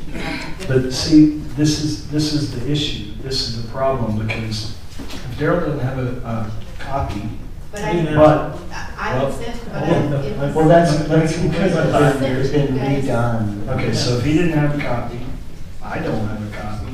If Marvin has the wrong copy, it was then in your packet last time. I have this manual, and that seems to be the most up-to-date. It is. But Carter didn't have that one. Well, actually, I have it. When we met. Yeah, but it's the same wording. It just So hasn't been on file. That's why we didn't get much done.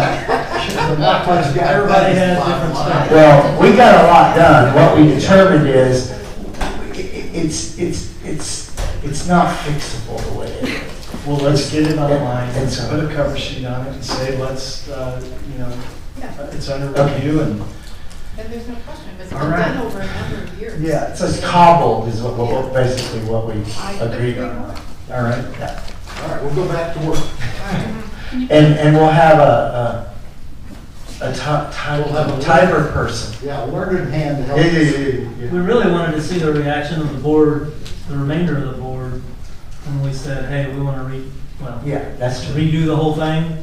Yes. And it doesn't seem to bother anybody. So we're not, I mean, redo the whole thing seems kind of strong. Yeah, it's not like Can we're you going to give us change it. Can you give us a plan of, I mean, obviously, trying to do it all at once is probably not gonna be feasible, appropriate, anything else. But if you can go through it and kind of maybe give us we'll like split an it in action thirds plan or something. that says, you know, the types of things, if you're gonna do it by categories, if you're gonna do it by the numbers, if you're gonna do it in order, just give us what the action plan is, because the one thing that we need to prepare ourselves for is every time you bring policies back, then we've got to review them as a board. Yeah. So I don't even want to see them all at once because I remember reading the draft. But so if we could just get some kind of plan of action together, I think that would be. And I think, Sure. John, you look like you had questions over there. I'm wondering which one you're looking at, because there's. The board policy. John has a different I know, I mean, I one. sent one to everybody, the last version. Yeah, I know included it in the it packet. doesn't- There's nothing in here that says 800,000, so I don't know what you're talking about. Could you eliminate the language that spoke to the gross income that was in this one? Of the Carter, that's We can talk another about that later, subdivision, or What? Owners Association. Yeah. I was kidding.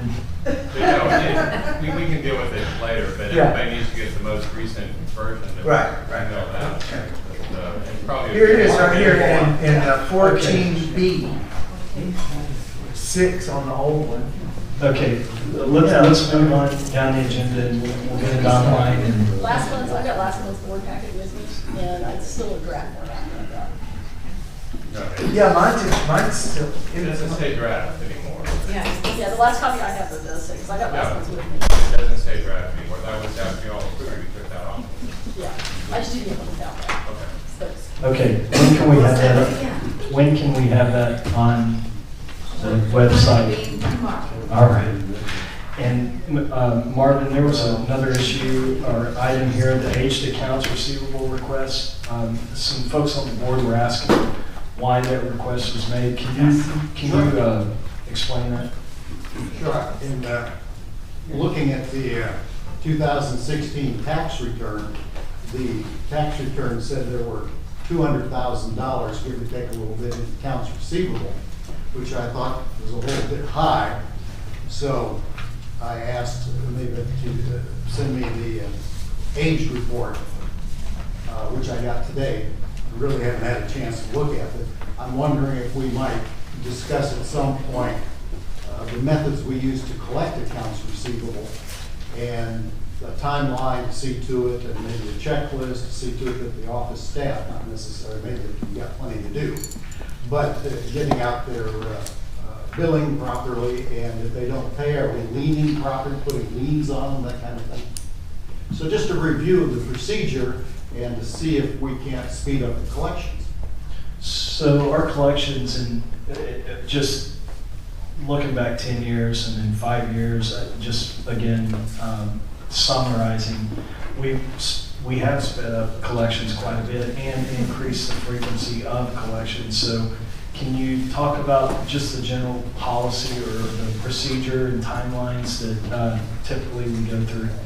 And then maybe can you talk about what you'd like to see potentially sped up? Typically, we've sent out our statements the first of the year, which also carry over the past due account. We send out a reminder in March that these are due by the end of March.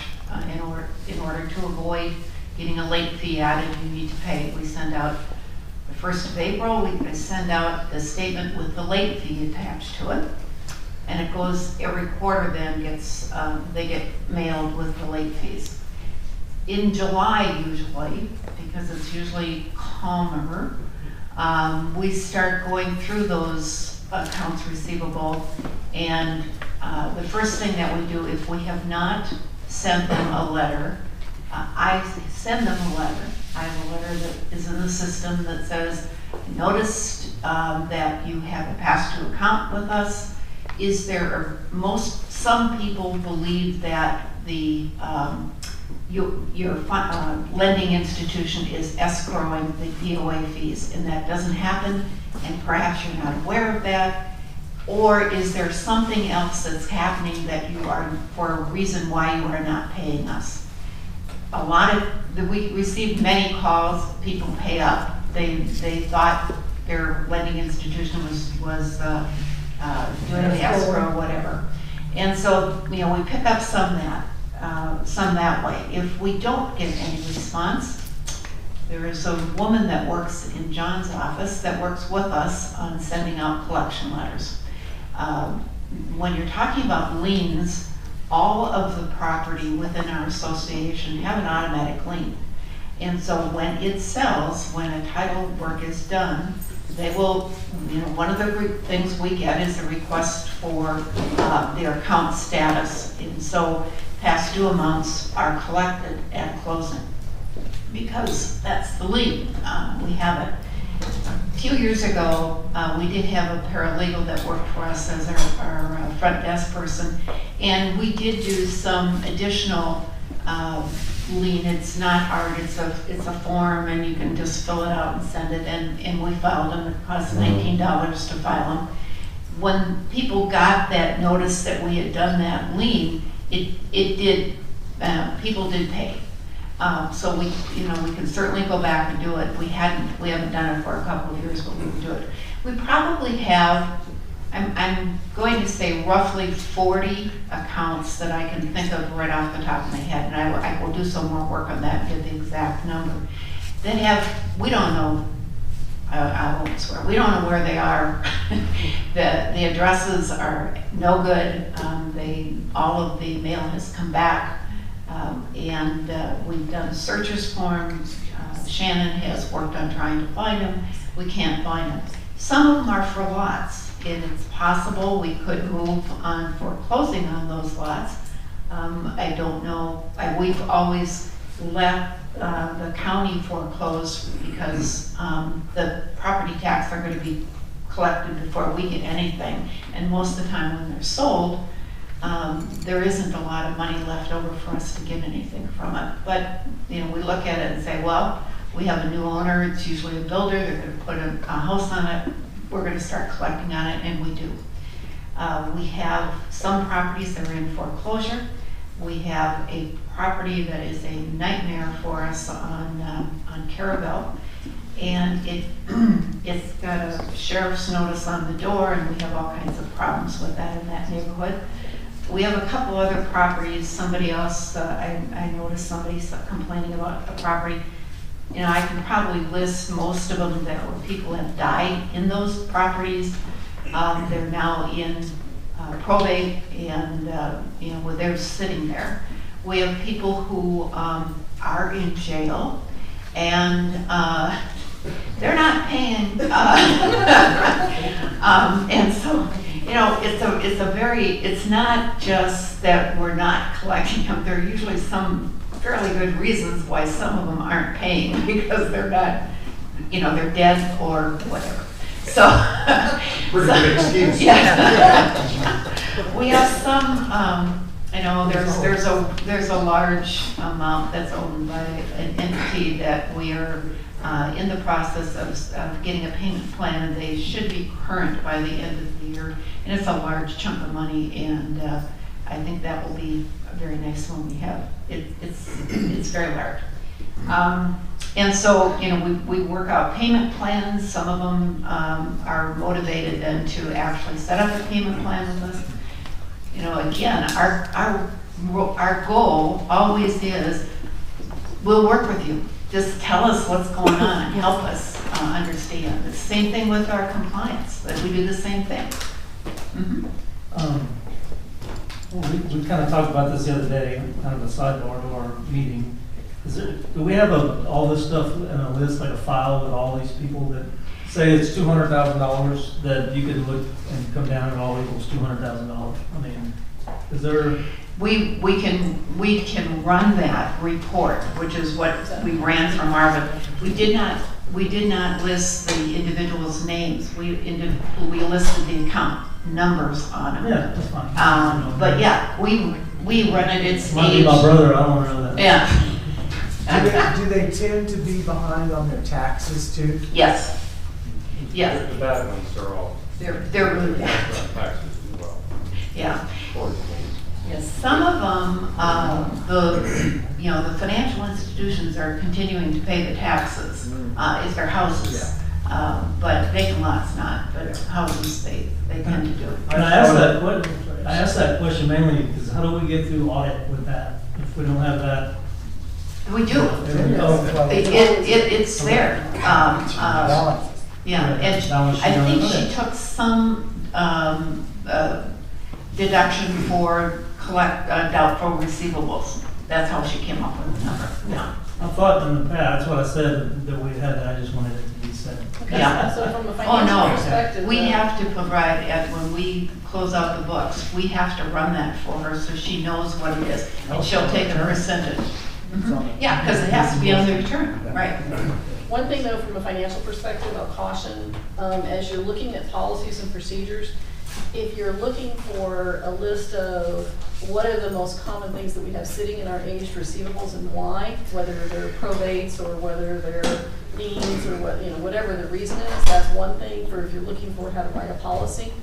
But we're going to get a discriminatory charge against us if you're looking at the actual accounts, because then are you writing a policy to go get, Brent over here, because I'm going to write policies, he's on that list type thing. So you really want to shy away from that. That's Leave why. it to the accountant, or ask for a special audit if we have a concern on the collections on the actual accounts themselves. I think that the collection should be based on the time period they're overdue, not by individuals. Right. So if you're 90 days overdue, you got to get something heavier than you send them at 30 days. Right. Yes. So maybe it's, Yes. So that's what I she think we just should wants. return to the possibility, or at least think about the possibility of filing that foreign lien you were talking about. And that might motivate more people after 60 days or something like that. Well, I just call attention that we had, I believe it was in February of this year, everyone, well, you, Marvin and Carter, you would have gotten a copy of it, but there was a 28-page document that you guys, I believe, John, you got a copy of it that assessed kind of our whole program. Carl Rubenstein did it and provided it to us. So I recommend you guys look at that again. It was about receivables? It had quite a bit of stuff. A section on that. Yeah. So you might want to look at that and talk with John and get something, or use that information.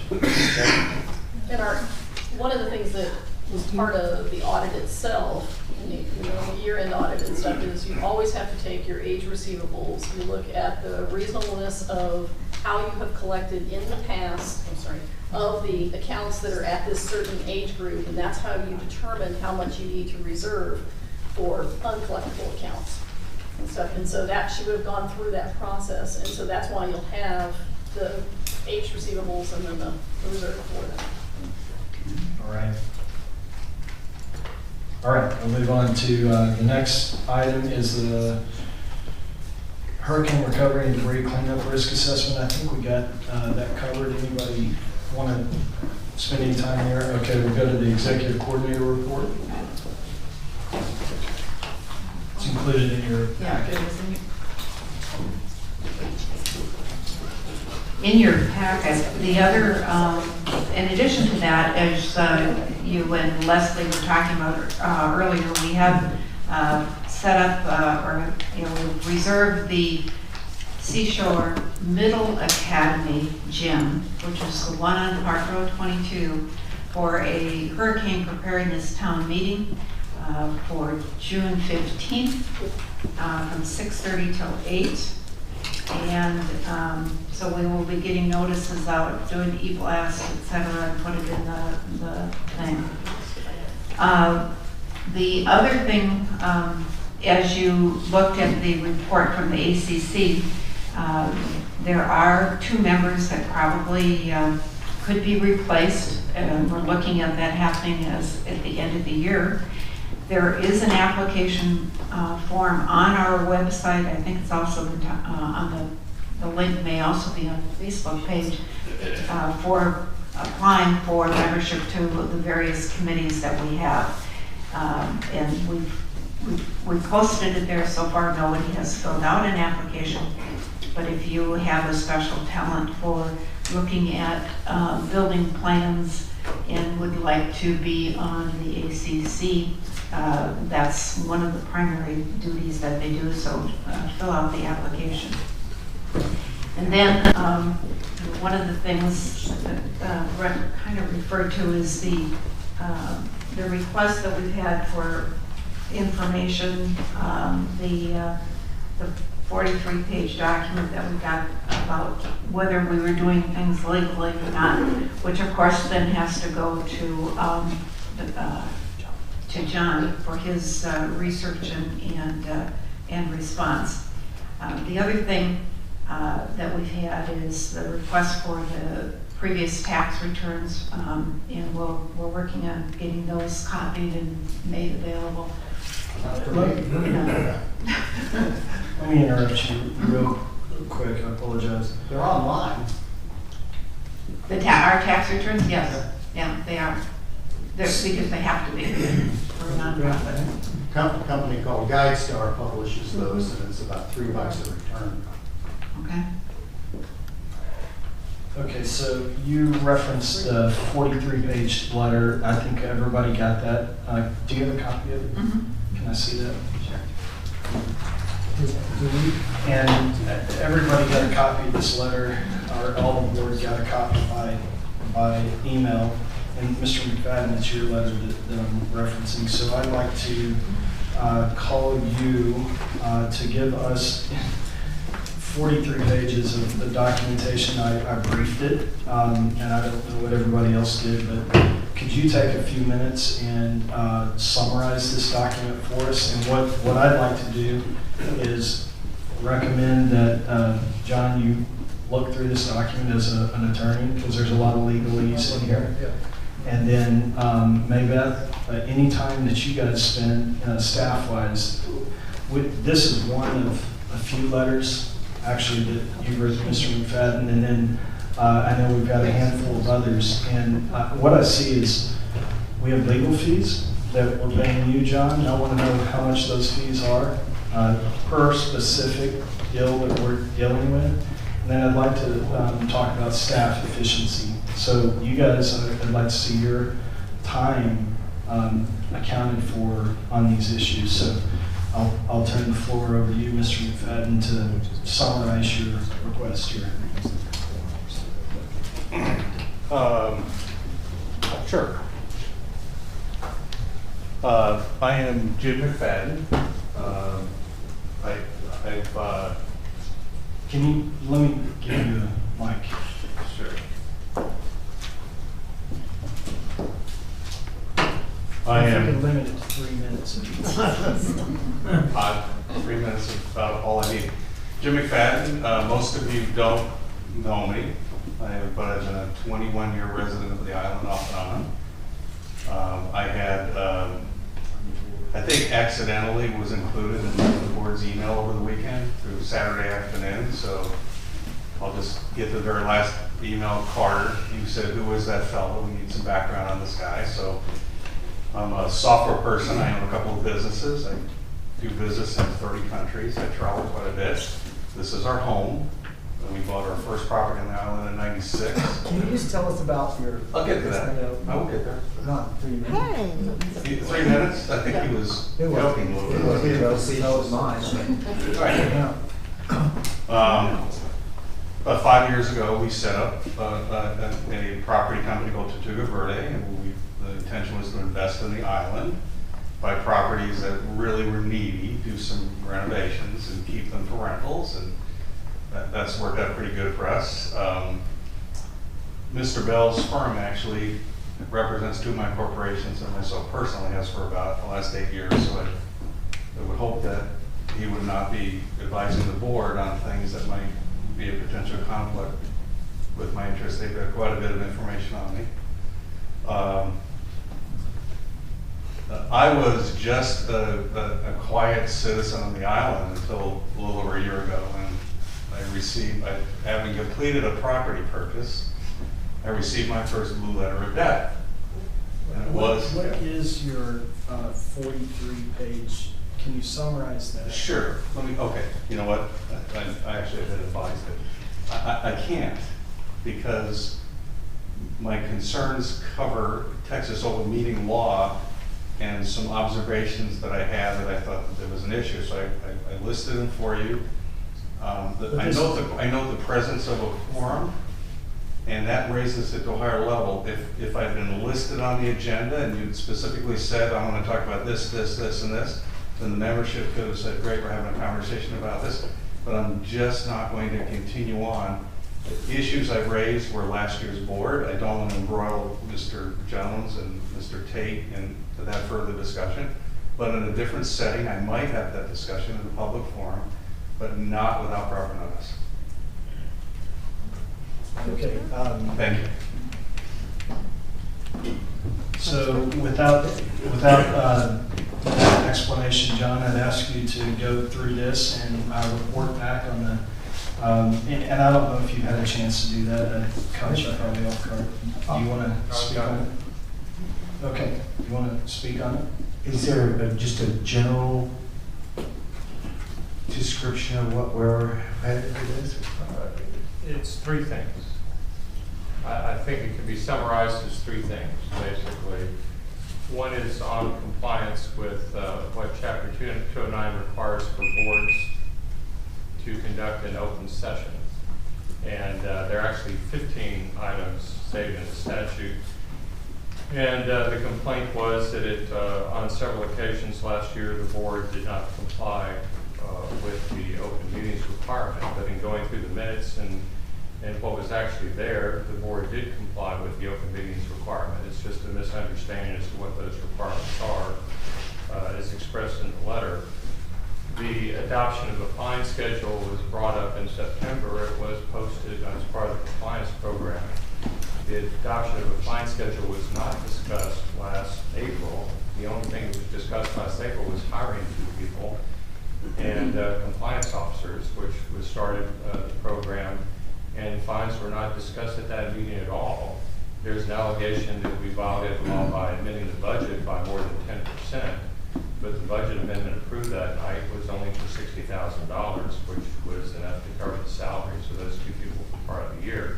So that was an error. There is no violation in that respect. But in going through each of the issues about the public meeting requirements of the statute, there was no violation that could be found. It was all based upon, I think, the lack of correct information about that. When the fines were discussed, which is one of the numbered items of the 15th list, it was posted on the agenda in September and October and again in January and done there. The second issue relates to Robert's Rules of Order and the distinction between recessing a meeting and adjourning a meeting. And as an attorney who's advised boards and been a parliamentarian for years, it's one of the most common errors is to confuse recess with adjourn. Adjourn is what happens at the end of the meeting when you cease doing business. Recess is when you take a break. The complaint made was that the board president announced that the meeting was being adjourned and you would go into closed session.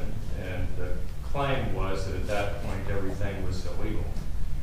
That is not the law. There is no case authority to that extent. That is a very common perception of that. In fact, the Texas legislature enacting Chapter 209 in subsection C on closed meetings specifically says when you need to go into a closed meeting, the presiding officer will announce that the open meeting is being adjourned and you will then reconvene in closed session.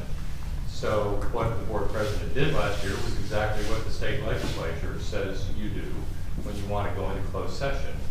The claim in the letter was that adjourn was denying the board's authority to take any legal action, and that's simply not the law. There's no case authority for that.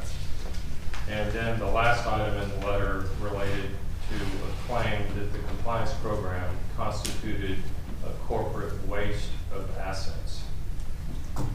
A waste of assets is defined in corporate law as being entering into a transaction that is so one-sided that no business person of ordinary prudence would do such a thing. And it's an ordinary business judgment rule which generally protects each person on a corporation. That is the rule for business corporations, and there's a lot of subtle law on that. The authorities cited, though, in the letter don't apply to nonprofit corporations. For a nonprofit corporation, your purpose is to promote the social welfare of residents on the island in doing the different things under the articles and the covenants provide. So you have a different standard there. But your compliance program under no circumstance could be considered, as a matter of law, a waste of corporate assets. It is specifically what a property owner is supposed to do, what the covenants and what your articles charge you with doing of enforcing the covenants. The extent by which you enforce those covenants can be a difference of opinion by a lot of people. Many people can have their own personal opinion that it's a waste, or a political opinion that it's a waste. But under no legal standard would it be considered a waste of your corporate assets, because nothing you've done by hiring 2 compliance inspectors and paying postage and paying paper and paying other software expenses would be considered a waste of corporate assets. Those are the 3 basic areas brought up in the letter, and that would be my response to them. Okay. Any questions? I do. So, go ahead. I have a question for you in the response. I realize you don't want to talk about it, but you have caused this board to expend legal fees. So my one question before getting any further on it is, in the cover letter, you refer to you. In the document, you refer to we. Who is the we? We, as a board, have to determine when there is a concern, is it a concern of a large quantity of people on the island, or is it a singular? And then we look at the legality of it. It may be perfectly legal for us to do something, but if there's a large quantity of the island that has a concern about it, then we have to address it in a different manner. And so I just want to know, who are the we? Is there a litmus test? 1, 2, 10, 100 in your mind that It's makes a judgment it? call. I just want to know who It's the a we is. judgment call. We're Well, trying to understand I who will the we answer. is. I will answer this one question. No board member was involved. The genesis of this began a year ago. I didn't expect you to tell me it was a board member, but that's okay. Nobody that's in our community was aware or participated. The board received it all at the same time, and 5 minutes later, it was posted to social media. I do know that too. So But who was the we that you referred to? I signed it. I have a question. Is this an inquiry? Because I came to a board meeting. I didn't come to an inquiry regarding any of the participants here. So I just have a problem with the way this is being handled right now. I think you're being extremely unfair to Mr. McFadden. I have no idea what you're talking about, and I think I have a right to as any other member here. So, we're trying to get a clarification as well. Some Then of do us it in don't. writing, I would suggest, Mr. Moore. I don't Actually, like one I'll person go ahead being and put it on bullied. the agenda for next month. We'll post it and we'll bring it back up. But I would like to report the fees and the staff time. And Because I this would is like one- to comment on this that is as one well. of, If you had done the ballots correctly and Right, fair, right. Now- we would not have wasted money. So, okay.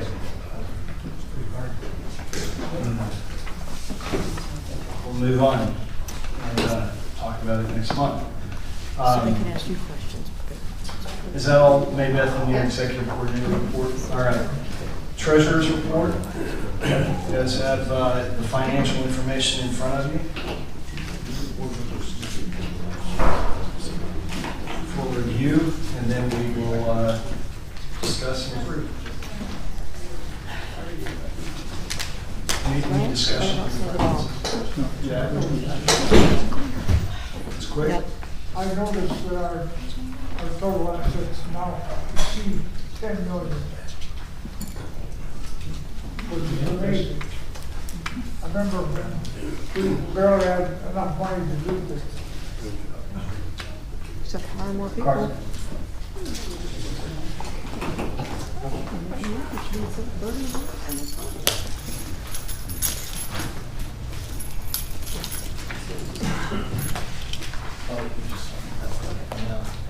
Jared was talking about the amount of assets.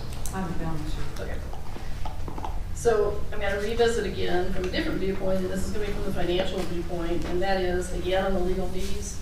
And that is, and this is no indication to you, it's a matter of, I really want to start understanding what is causing this board to incur the legal fees that we are incurring, whether it's from collections, whether it's from the letters that the unusually large number of letters that we have received.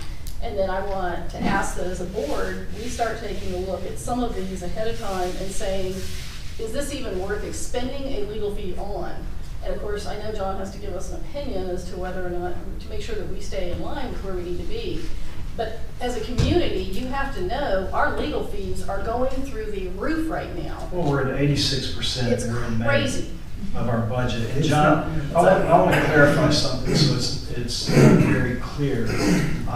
I'm not at all faulting your services because we've had excellent information provided and timely information.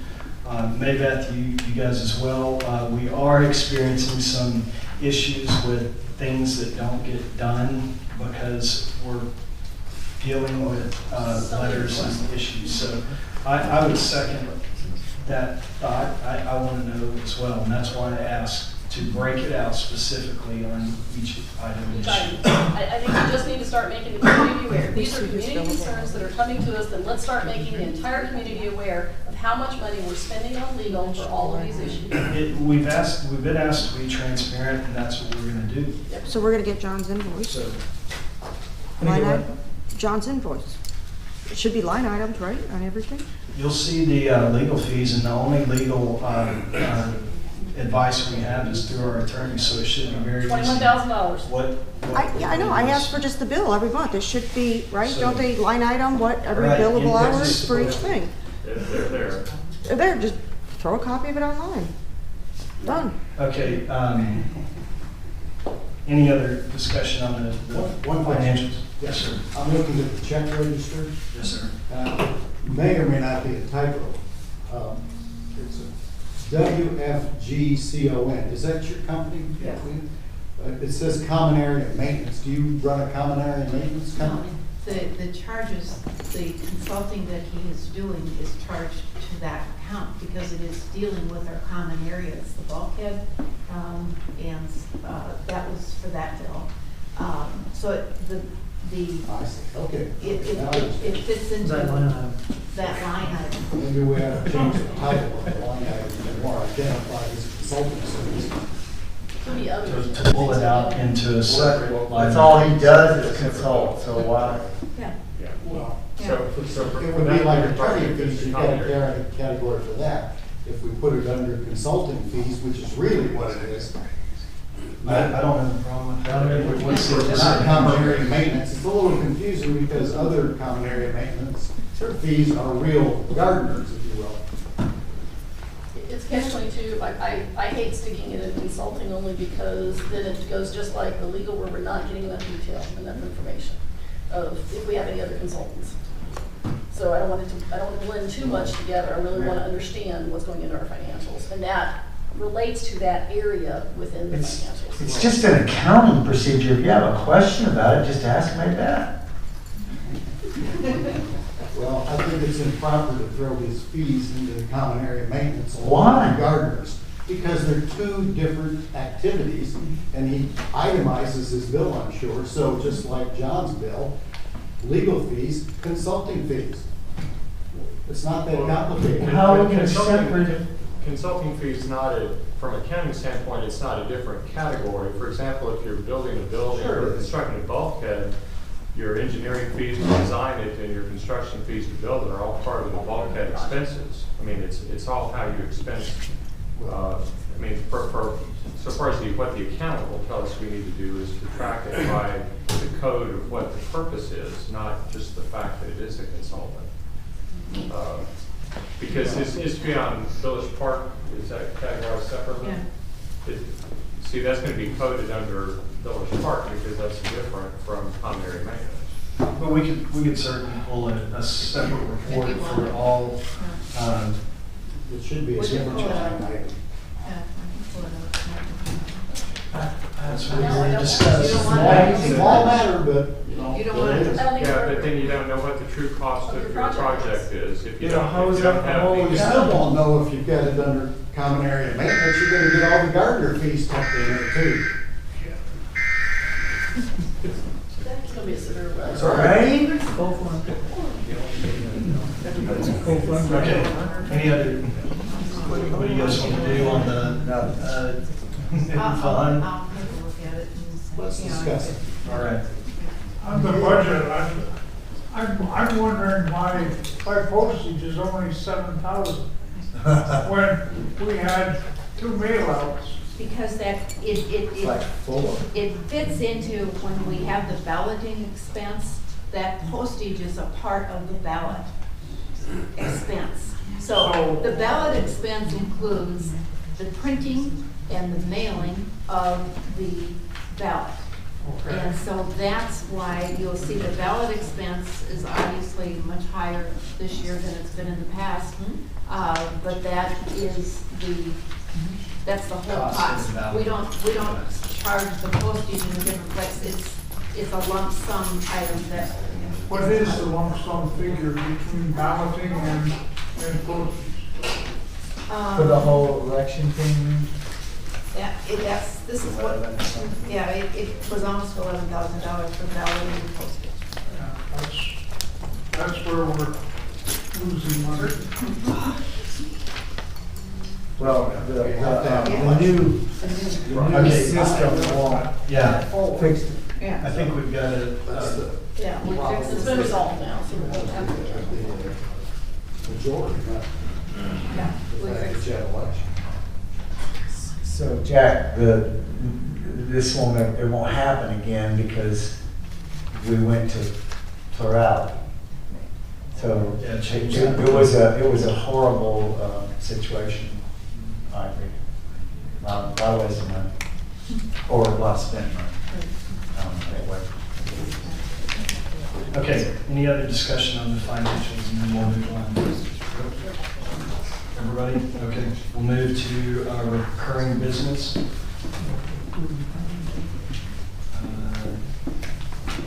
We'll accept the financials are accepted, we don't need a motion. So we'll go into recurring business. We have the Village Park update. I believe we've already covered that. Primavera Canal end update. And I do think we need to talk about the Primavera Canal end update. My opinion is that, well, we put the plans out for bid for the Primavera Canal end construction. We received one bid, and that bid was not in compliance with the contract documents.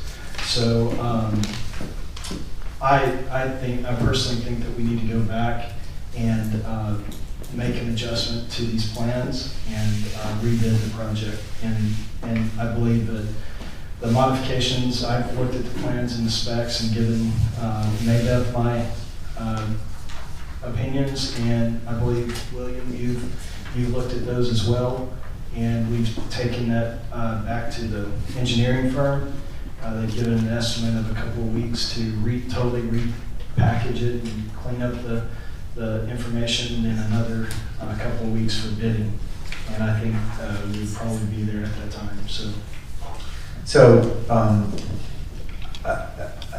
explaining it as a civilian and not to engineers, the project got wickedly over-engineered, the plan to repair. And once we started looking at what was involved in hydraulic setbacks and some stuff like that, the price to do it the way the engineering plans came out was just ridiculously high, as in $3,300 a linear foot. Well, Carter, I don't think that, I'm not. And so we were going to redo it. Yeah, I'm not complaining about the engineer. No, because we're product and the value of the project. I don't know that we should discuss that either, but I do think there were some things in there that put the island, the POA, at risk, and financially that could have been better defined, and that's not one party's issue. I believe it's the whole, whether the POA and the discussions with the designer, the way they packaged it, the contractor, the way they responded to it. So there were several things in there, and I think it's a simple deal to go back to the drawing board, repackage it, rebid it. Sounds good to me. I'll support that. You need a motion. It's done.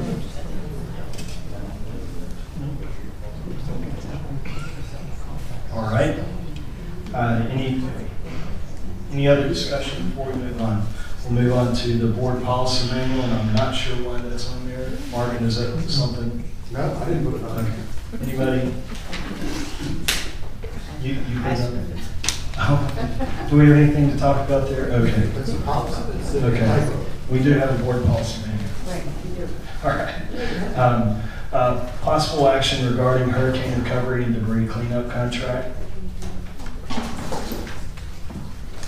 Any Any discussion? I'll lead it.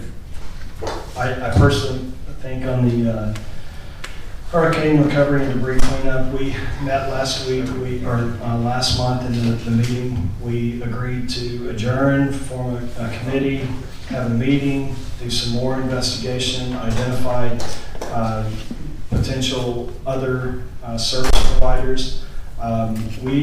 In my opinion, we haven't made a lot of progress on that, and I'm fine with, William, your recommendation, your initial recommendation and your subsequent recommendation to that, to move forward with Tom Rodino. And I know his expertise. I know we'll be in good hands with him. So I'd like the board to consider moving forward. With phase one? Yes. I'd like that we discussed last month. I'd make that motion. I thought we decided to do phase one. I thought we gave. Well, we decided to put it in committee and look at it. Yeah. We gave the committee the approval. No, that's true. That's The true. committee didn't vote on it. They're ground zero. No, we didn't. So here we are tonight. But can the committee vote? Or, let's just vote as a whole board. I make a motion we go with the first phase of Mr. Rodino's plan. It's time to get going on this. We have a second? I'll second it. Any discussion? This is phase one only, right? Yeah, phase one. Yes. So back where we agreed last. Which is not 17,007. All right, any other discussion before we call the vote? All in favor, say aye. Aye. All opposed, same sign. No. Let the record reflect Marvin objects. Motion passes. So William, can you get with Mr. Rodino and get the first phase started? All right, thank you. Execution contract, will you all send the contract out? Yes, we'll to Tom? Yes. Yes, we'll get signatures here and between us to get him started. But if you can let him know that we'll get things rolling. All right. Item 9E, possible action regarding IT systems update and modifications. I put this on the agenda because, number one, I had a friend that's very high up in IT, sent out a notice on the malware that came out a couple of weeks ago, and I immediately thought of the POA, and oh man, we got old software. I don't think our systems are protected as well as they could be. Lots of very sophisticated institutions got attacked by that, and I believe it's been on several agendas, and I really think we need a update of our system, whether it be and I know that you got a subsequent report. I'd like to hear back on that and what those recommendations were for actions moving forward. There were a group of recommendations that we were able to do. The first thing is Grande changes their code every day and that's our wireless system. So that is done by them every day. It's an automatic thing. We did go back, and the other recommendations were things that Dan has a background with IT, and so he was able to do all the other recommendations. The problem that we have with updating the system is that our top system will not operate on the newer operating system. So there are two ways we can do it. One, we can go through and buy new computers, get new operating systems, get the separate server, do all of that, but we will have to run and go through the conversion of TOPS. We're not going to be able to convert all of the information, so we can operate until the TOPS gets the fix for the other things that need to transfer over. we can operate with a dual system, basically, that we've got one operating on the old equipment, the current top software, and then do a couple of ways that we can transfer the information. We can do it manually, which just takes time. You know, when we did the initial conversion, I was a volunteer at the time, and Lisa and I spent about 2 weeks sitting at the computers side by side and going through the 5,000 records, making sure that all of the information transferred correctly, because it didn't. And so we could do that again. It's a heavy labor-intensive thing. You know, we can certainly hire some part-time people to do that. But that's, you know, I would like to wait for a couple more months with that, just to see how they are progressing with the update of their program. Their new program is wonderful. We really want it, but we have a problem with how our information is going to transfer. Yeah, Mary Beth, I think that some of it is when we're doing these, it's simple as when we're doing these agendas and we pass them back and forth. I'm operating on a much 17-year-old or 17 years newer software than Microsoft Word than you are. So things get screwed up. Yeah. So you know, and it's not only that. And I just think regardless of the top stuff and entering information in, and I can't speak to that, but you guys should be working with new technology. Oh, I agree, and again, we can't. I mean, we can certainly make that move, and I'll get the quotes and get the money and communicate with TOPS also to get where we are in their process. Yes, it's mine. I'm sorry. What operating system are we currently using? 7. Windows 7? Mm-hmm. That's not that old. No, but it is. Microsoft Word is 12, 15 years old. Yeah. Yeah, so I don't disagree that we should be operating with the better one. I just know, you know. I think who made the recommendations when they came back and did an assessment? Who was that firm? CompuU Integration. They're here in the article. Okay. Yeah, and they recommended that we get new equipment. There's no question about that. Recommended that we have a server, that we have it in a server room. That's part of looking at redoing our building, is creating a server room. We all agree that, yep, in the perfect world, that's exactly what we need to do. And I'll be happy to get some costs for what it will be. Yeah. It doesn't even have to be a perfect world, you just need it. Yeah.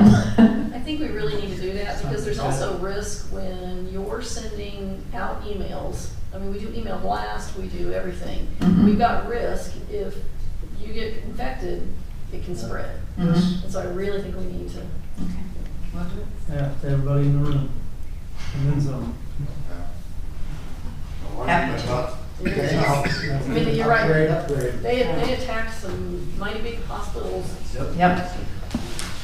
All right, we're going to move to new business, and I think we're going to come back to this. And some of this, I think, is because of that exchange that it looks like we doubled up on some stuff. So,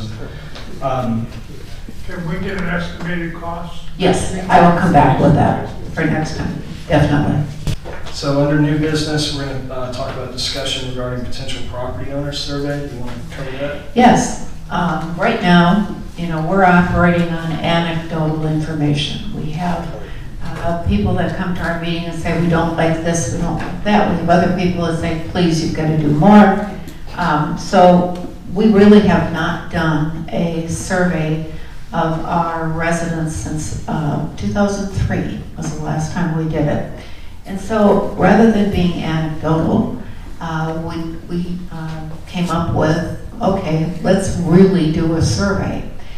There is a company called Contractor, which is a leader in doing surveys, they will, you know, they will work with what we've given them. There is a site that you go to. You will, it's not like SurveyMonkey where you could sign on 6 times and give your records. There is only one household that will be recognized. And then they will do the data to compare and give us some, how things relate to that. You know, we're looking for, is this a second home? Do you use it as rental property? I think we've tried to really look at a lot of different categories in that survey, and I sent it out sort of looking for, okay, can you come up, are there other questions that you think we should cover? We'd really, I think, in listening to some of the public comment earlier, I think it really pointed out the need for doing it.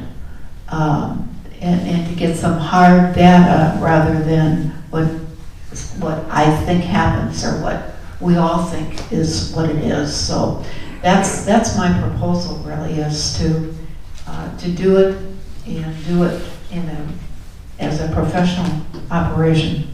What was the name of that company? Qualtrics. Qualtrics. I happened to do a survey from some company that I bought something about last week, and I noticed it was done by Qualtrics. And I thought, oh, okay. Where are they located? I have I'll fumble around and come up with it. Yeah, email it out. Okay, yeah. I can do it. No, it's not local. Certainly available on Google. Yeah, it is. Google. Have you looked at any costs for that? It's $5,000. Whoa. We got Facebook. That's for a year. So if we want to do follow-up, we could do it. So. And is that by mail? No, it would be I believe it is an online. So. You know, so we have to. We have about 1,600 right now. How many phone numbers?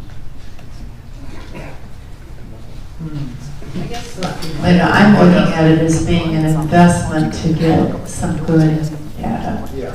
I would like to do a workshop on the questions themselves. I'd love to have you guys do it. The reason I think that is because I think we need to understand if we're asking questions, what is it that we're trying to achieve with each question, to make sure that we really understand, you know, whether it's a demographics question or, you know, the other. I think that this is actually something before we move forward I'd rather see in a workshop where we can really talk about all the questions. Okay. I think the same thing. I know that I sent out an email, I believe I know Maybeth, and copied a couple of folks on the board. I really think that we need to, for the board to be able to make good, informed decisions. Maybeth, this goes back to the business plan, and this business plan can be very simple for issues that are expenditures like this. That business plan can be put together very quickly, and you might even get other information from service providers that would explain why this would benefit and what we look for in this return on our investment. And that document that I sent, I believe, can be routed around to the board and look at it and see what you think. We do it all the time when we're hiring or buying new computers or investing in whatever it is, and you should be able to do that very quickly. So I think it'd benefit me to look at it and understand why are we doing it, what's the justification, what's the cost, have we considered the overall cost, the downstream cost of making an investment. So if you would, I would like that to I have some question about other vendors. Yeah, it's a fairly straightforward document, and I think you guys Marvin, I know you saw it, and Leslie, I sent it to you. Daryl, I think I was trying to get some feedback on some stuff. Carter, I don't remember, but anyway, I know it was a lot of information, a lot of emails flying around. Yeah. So anyway, catch up on your emails, and if you would, provide some feedback there. Yeah, but I think that's a good idea. I like the idea of the survey. I just think we need to do a workshop really on the questions themselves. That's what I'm trying to achieve. It's unfortunate that the school is out, but maybe A&M over here could help us. They have a marketing department. They do research surveys, things like that. Maybe we should give them a contact. Yeah. Actually, that Qualtrics came from A&M. Well, how convenient. That's great. You mean you got referred to them by A&M? Oh, okay. Sure you want Aggies doing... Hey, watch it. Whoa. That's right. Watch I'm a Red Raider, so. All right, we'll move on to new business, item B.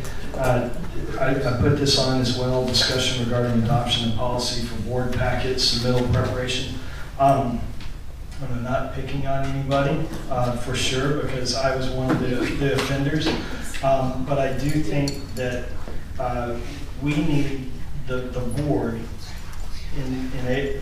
to enable us to have good discussions and be prepared for these meetings. We need these packets early. So what that means for you guys on the staff is to be able to pull all this information together, which you back that up, which means we have to get our input to the staff to create the agenda. So I'm proposing that and all of this be PDF in one document for Maybeth to assemble and put in our hands some way, and also so you can do archiving of these packets. So I'm proposing that the Friday before the Tuesday meeting is the latest that we should get these packets. And so back that up, maybe Wednesday is the close off for your updates from committees, from board members to get agenda items on. So that gives you guys about 4 business days to get everything packaged up in our hands. You know, I've always tried to give it out to you, almost all the information. This time we have a little problem with the agenda. Yeah, well, but tonight, even at the meeting time, we have things that were added. They're rolling in, they're stacking up on the table, which means we haven't had a chance to look at them and absorb it. So we're kind of scrambling. Yeah. So I think we ought to have the package all PDF, the new software, updated software on Fridays. So Maybeth, is Wednesday by 9 a.m. a reasonable amount of time for you to be able to get it to us by Friday close of day? So we can do Wednesday night. I say that because Wednesday end of day only gives her a little bit of time. Yeah. Gives the group. No problem, we can do it. And that means that the committee chairs or committee members would need to understand that deadline. Yeah. Okay. Any other discussion? Thoughts? Okay. We'll move on to item C, discussion regarding possible remodeling of the existing PIPOA building. And this has to do with IT systems update, modifications, malware protection that we already talked about, records archiving and storage, equipment maintenance and storage, and then I think another workshop to discuss the possible changes in that building if it is deemed justifiable. So, you know, we've talked about this in the past, that the number of folks that are showing up to the meetings now, we're bouncing around to other places. I think we've talked about, Carter, that we could repurpose that building and try to make the meeting room bigger. We've got people kind of stacked up and laid out where it's not real efficient how they're computer workstations are and storage of items and things like that. I think we could repurpose that building fairly easily. Well, you know, we have talked about this for a couple of years, and it would be easy enough to make that meeting room larger, but I'm not so sure we're ever going to be able to accommodate the crowds that are coming now in that footprint. And so maybe we should think out of the box on this again and get a permanent place to have these meetings that has the space. I mean, they're doing a lot of stuff at Schlitterbahn. They're glad to have us. It costs $100. We can't build anything we can rent for $100. Why are you guys even entertaining this ridiculous stuff? What? It costs Scott, can we have the discussion about? So maybe we should talk around to places. I don't know. Do we rent this church? Yeah. I'm pretty sure we can find a place that's they'll give us. I mean, well, I'm just saying maybe we shouldn't have meetings at that office. It's too expensive to expand to big enough, and it'll be space that's unutilized. You know, during the week until we have a meeting. I'd like to take a tour of the office. Gee, never been through it, so I've been in it, but I haven't been past your office. It won't take long. So we'll do it tomorrow. Make sure to show him the attic. Yeah. I think we also need to keep in mind too, I mean, we know from coming in there for committee meetings and stuff like that. And the other day, you know, we were in one room and the other committee was in your office because we had nowhere else for committees to go to. So, you know, that's something to keep in mind also. We might not be able to make it without kicking out the walls. Repurposing it for a big enough room, so maybe that's not feasible. We may not be able to accommodate for board meetings, but I think we need to be able to accommodate for committee meetings and the other things that's needing to be used for, so. My point is that I think that within the space, there's enough room for what you need as an operation, but I think we're dreaming to have a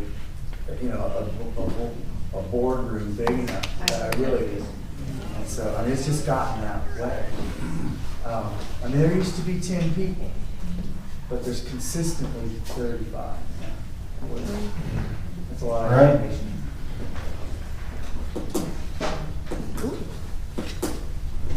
When do you want to do the workshop? Well, I think we need to look at. I think we need to look at calendars. What happened to all the food? As soon as I get on board, there's no damn cookies. Okay, so I'm sorry. why don't we route around and see when a convenient day for folks to meet. All right. That'd be a fun one. With that said, any other discussion on that?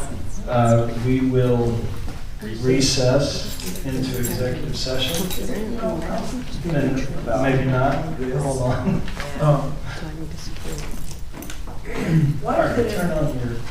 Why couldn't we have these executive sessions and not have? I mean, why can't we adjourn? Oh, is that the? Yeah, that's the other. Yes. Just say, what do you want to do, Carter? I wanted to, if there was a vote required, do it the next meeting or some other way, so that these people can go home. Is there some way to fix that? Sometimes it's practical, sometimes it's not, because of what comes up in executive session. Just a bit. See, I've never been to one, so I don't know. You were there, but. Well, that's true. If that's what you call an executive session, left I need one. There's no way to Soon fix they it. forget. We're going to beat this in about 2.5 hours. All right, we will beat it if somebody lets us move forward. All right. Okay, so let's move into executive session, and then Do you anticipate making any decisions that you need to do do an open session? I think so. I think All votes have to be in open session. we need to come back and talk about the appeal that we had last time. Yeah. So, but I really think that it'll be 10 minutes. If that's all we do, could we just vote on the appeal now or discuss it here? You guys don't want to have a discussion about it? Well, that way they wouldn't. We already did. I mean, if you guys have enough information right now, then we can just call a vote. I'm ready to vote on it. Or do you want I have a little discussion on it, but that's it. The discussion It's not has to be secret. It needs to be an executive session. Oh, okay, well, I don't have to have it. That's all. Has to do What with do you guys highway want to do? patrol. You want to call the vote? Somebody say call the vote, and we won't go into executive session. Call vote? All right. I move that we deny the appeal. A second? I second. All right, we have a motion to deny the appeal. A second. All in favor, say aye. Aye. All opposed, same sign. No. Let the record reflect that Marvin is against the appeal. And which means, Maybeth, you'll take the action for, that we've taken on all other infractions. I think we should let Mr. Algeo know that for the good of the island and the appearance, we want everything to be standardized. Okay, so we will now go into executive session. With no vote required, so we. There will be no actions taken. There are no actions. Good enough, folks? You don't have to, We just voted. What did we vote on? is there some other executive session items you want to discuss? Yes. Okay, but there won't be any action taken. That's right. Okay. We're not going to come back and take. You don't anticipate any action. Okay. And if there were something that popped up, we can put it on the next agenda. Perfect, okay. So no need to hang around. No need to hang around.